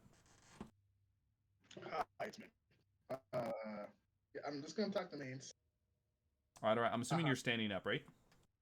Yes, I am. All right. Go for it. Time to bully the weaker ones. All of the mains look. Uh-oh. Okay, so first talk. Whoop day! First talk is a natural 9. That's a hit. I'm just like damage because I already gonna die probably. Yeah, let's go ahead and just see all these hits. Then 14. That's a hit. Mains have an AC of 9. I'm not gonna roll that. Do I have to roll damage? Yeah, let's roll damage quickly. Alright. I literally won't be able to. That is 13. The next one is a next 13, and then also with. All right, 2 more mains. Damage. 2 more mains drop. There are only 2 mains left in this group. Is that it for your turn? Yeah. I'm just gonna kill this. It's down to those very last 2 mains as they look at you and get a guaranteed critical on you. They do 10 points of damage to you, Yasir. How much? 10. They always do fucking like max damage. Funny enough, that's not even max. It's 4d4s, which means that technically the max is 16. I've seen them like everyone for like 5, like 6 damage. Me like 10, 12s. I mean, there's still another group of mains. There is another group of mains. Oren, it is your turn.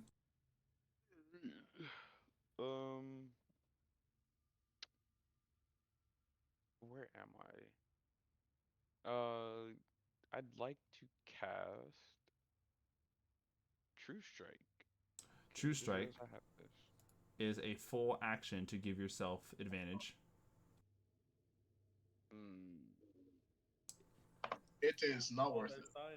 I'll let you know now. True Strike is one of the worst cantrips in the game. Is it? But you says you get advantage. You give yourself advantage using a full action.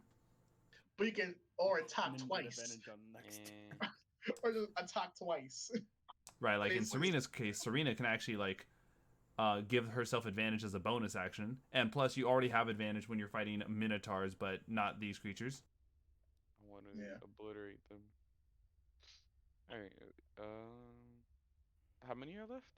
So there are 2 mains from the southern group, all 6 mains from the northern group, and the big demon that is partially in the fog cloud. Remember that thing is trying to kill Run. Yes. All right. I think I'd want to help him out with the demon. So I will say this: the other group of mains could possibly down Yasir as well. you guys will be fine. Don't worry All right. about it. Don't worry about it. I heard it from him. So you're gonna go ahead and attack the large demon, yes? Yes, sir. I'm assuming you're trying to avoid being in the fog as to not get disadvantage. Yeah. All right. So you do provoke an opportunity attack from the group of mains that were with you.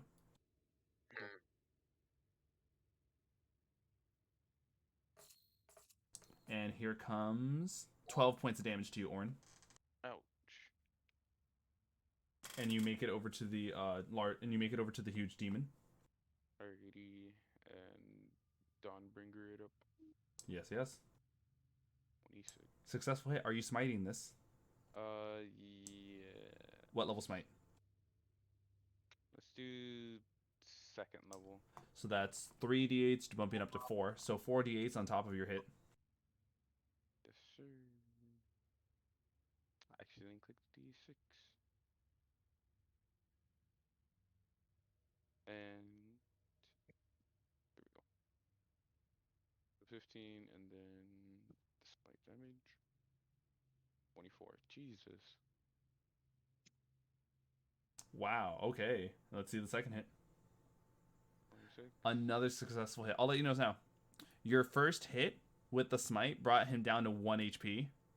Damn. So the second hit outright kills the demon. Alright. And so with that, Run at the end of your turn. You the power word stun is not a concentration, so you still have to roll to break free of the stun. Was the big demon dead? The big demon is dead, but power word stun is not a concentration. Okay. Is it my turn? It is. So please, at the end of your turn, roll to break free. All right. So yeah, I can't do anything because it's gonna take a full turn, right? Yeah. So it's just con save at the end of your turn. Okay. Are you kidding me? At 10? You have failed. Is that with advantage? Yes, it is. He rolled an 8 and a 6. Bro. I have +2 to con. Oh my god. This is how he goes out. He's never able He- to run stun. Actually, hold on, let me see. No, there's a way for him to get out. He will eventually get it, I think. It's stun Fetcher, lock it is for your the- turn. That was mine. Yeah, there's just 2 mains left from the southern group and 6 mains left from the northern group. All the Yeah, mains are I'm looking at Yasir hungry. Kind of. Oh shit. Hey, Rexy boy, go over to where those mains are. The ones for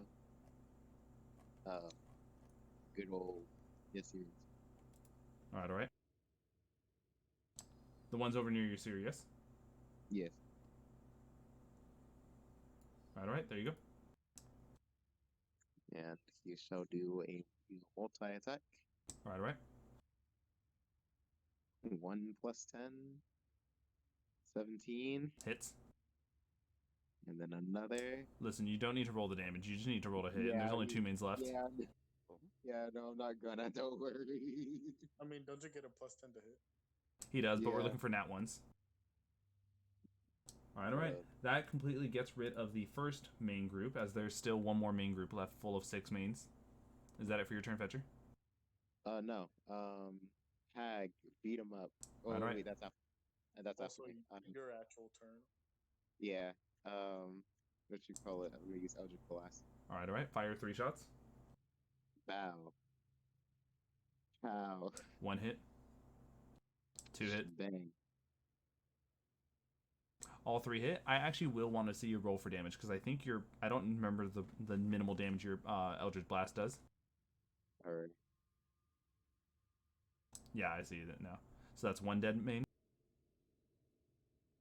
2 dead mains. Three dead mains with 3 shots. Hey. And So then how your many hag. mains are left? 3. Oh, okay. How many attacks does your hag make? 3. So if your hag hits all 3, then that's it. Yep. Okay. 1 plus 8. That's 1 hit. Well, if it's plus 8, then it's all hits unless it's nat 1. Oh, okay. 2 hits. What the How fuck? down bad are we, boys? How down bad are we? Why do you ask that? They're all dead. I was gone for 20 seconds. There's a high chance bad rolls happened. I wasn't looking. Well, no, actually, Oren fucking killed the big dude in 2 hits, thanks to pretty damaging smites, and Fetcher has completely wiped the remaining mains. Yay! We're so great, guys! Yay! I have more faith in this one. Jeez. Can I Listen, search the big guy? So, searching the big guy, you find nothing, but you do find. Let me go ahead and make sure. Oh, never mind. I was checking to see if any of the ingredients for the item were on this, but no. Tamask, the Ichor has to be from Demon Lord blood. Tamask have to be from like Demon Lords as well, and it is a heart of a Goristro. This is not a Goristro. Okay. Wait, what is this? This you can roll an Arcana check. Hold on, I got this. Can I roll a Constitution saving throw again? Yeah, you can just keep rolling to see how many times it takes you to get out. I rolled a nice 6. I have no idea what this is. You have no idea what this large demon is. Can I? Yes. 14. What's the DC I have to beat? You have to be a 16. Oh, okay. Look at that at 16. You said Arcana? 16 is enough to actually know this. Okay, so here we go. This A nat is 20. nice. There we go. Glabrezu. This is a Glabrezu. Glabrezu takes great pleasure in destroying mortals through temptation, and these creatures are among few demons to offer their service to creatures foolish enough to serve them. However, though, this one is clearly in service to Baphomet. Oh, okay. So you at least know that this is not the demon you were looking for. Yeah. But it is with this that you guys see that. Let me go ahead and pull them up. Grisha Impact, decides to go on ahead and run forward. Finally, we can feast on the flesh of the Minotaurs. And just him and the other 12 people in robes all swarm the Minotaurs' bodies and start consuming them. Go ahead, Fetcher. Yeah, Fetcher, come on, God, partake in the flesh. I fucking forgot about this. God damn it. Alright. Okay. So, do I need to do anything? No, you just have to tell me you eat. Does it have to be a Minotaur, or can it be the big guy over there? You can pick. You know, I'm quite curious about that big guy over there. So, the officer. You accept the gift. You eat through their bodies, and you get the Rampage ability. When you drop to 0 hit points, you can move up to half your movement speed and make an attack roll. So I just kind of grab someone's face and they, yeah, okay. Yes. However, though, there's a new flaw. Oh boy, what is I it? know it. You need to eat the raw humanoid flesh. I mean, we're fine with that. We're good. We're good. Let's keep Now, moving. here's something even worse. If you do not consume raw humanoid flesh once a week, you will start getting exhaustion points. Fucking hate this. Alright. I mean, Yeah, it's like after eating real Listen, flesh. you literally have death touch. This is fine. Yeah, fair enough. he's just becoming a monster, dude. Yes. Yeah. What to do? Yeah, Think about it totally this way, fair. right? If you grab somebody, you do damage with your hands, and then you bite on them. Fair enough. All right. And so with this, Grisha and the other robed individuals, after consuming the flesh of the Minotaur, begin to guide you guys back to Filth Riddance, where there you can all benefit from a full long rest. Oh god. Just crawls in bed. We don't need a rest. We can keep going. Fucking I have 11 health. I also am about to dip out. That's right. Oh shit! There it is. There's the end. There's pretty much the end of the session. Hold on. Before you dip out, let me just go ahead and do the closing call because that's where we're ending today's session. Yeah. So hold on. Thank you everyone so much for tuning in. It is a pleasure having you all join our adventures. If you enjoyed today's content and want to keep supporting, feel free to follow and subscribe on Twitch. For any more stream notifications, possible chance to participate, and even content polls, follow my Twitter and join the Undead Legion in Discord. And for any VODs such as today's episode, check out the Xenolich YouTube channel. Be safe, everyone. Have a good night, and please don't forget to tune on in for tomorrow's session with the Tuesday Boys back in the Homebrew World. Night, everyone. Say, don't eat rotten flesh. It's not good for you. Don't eat rotten flesh.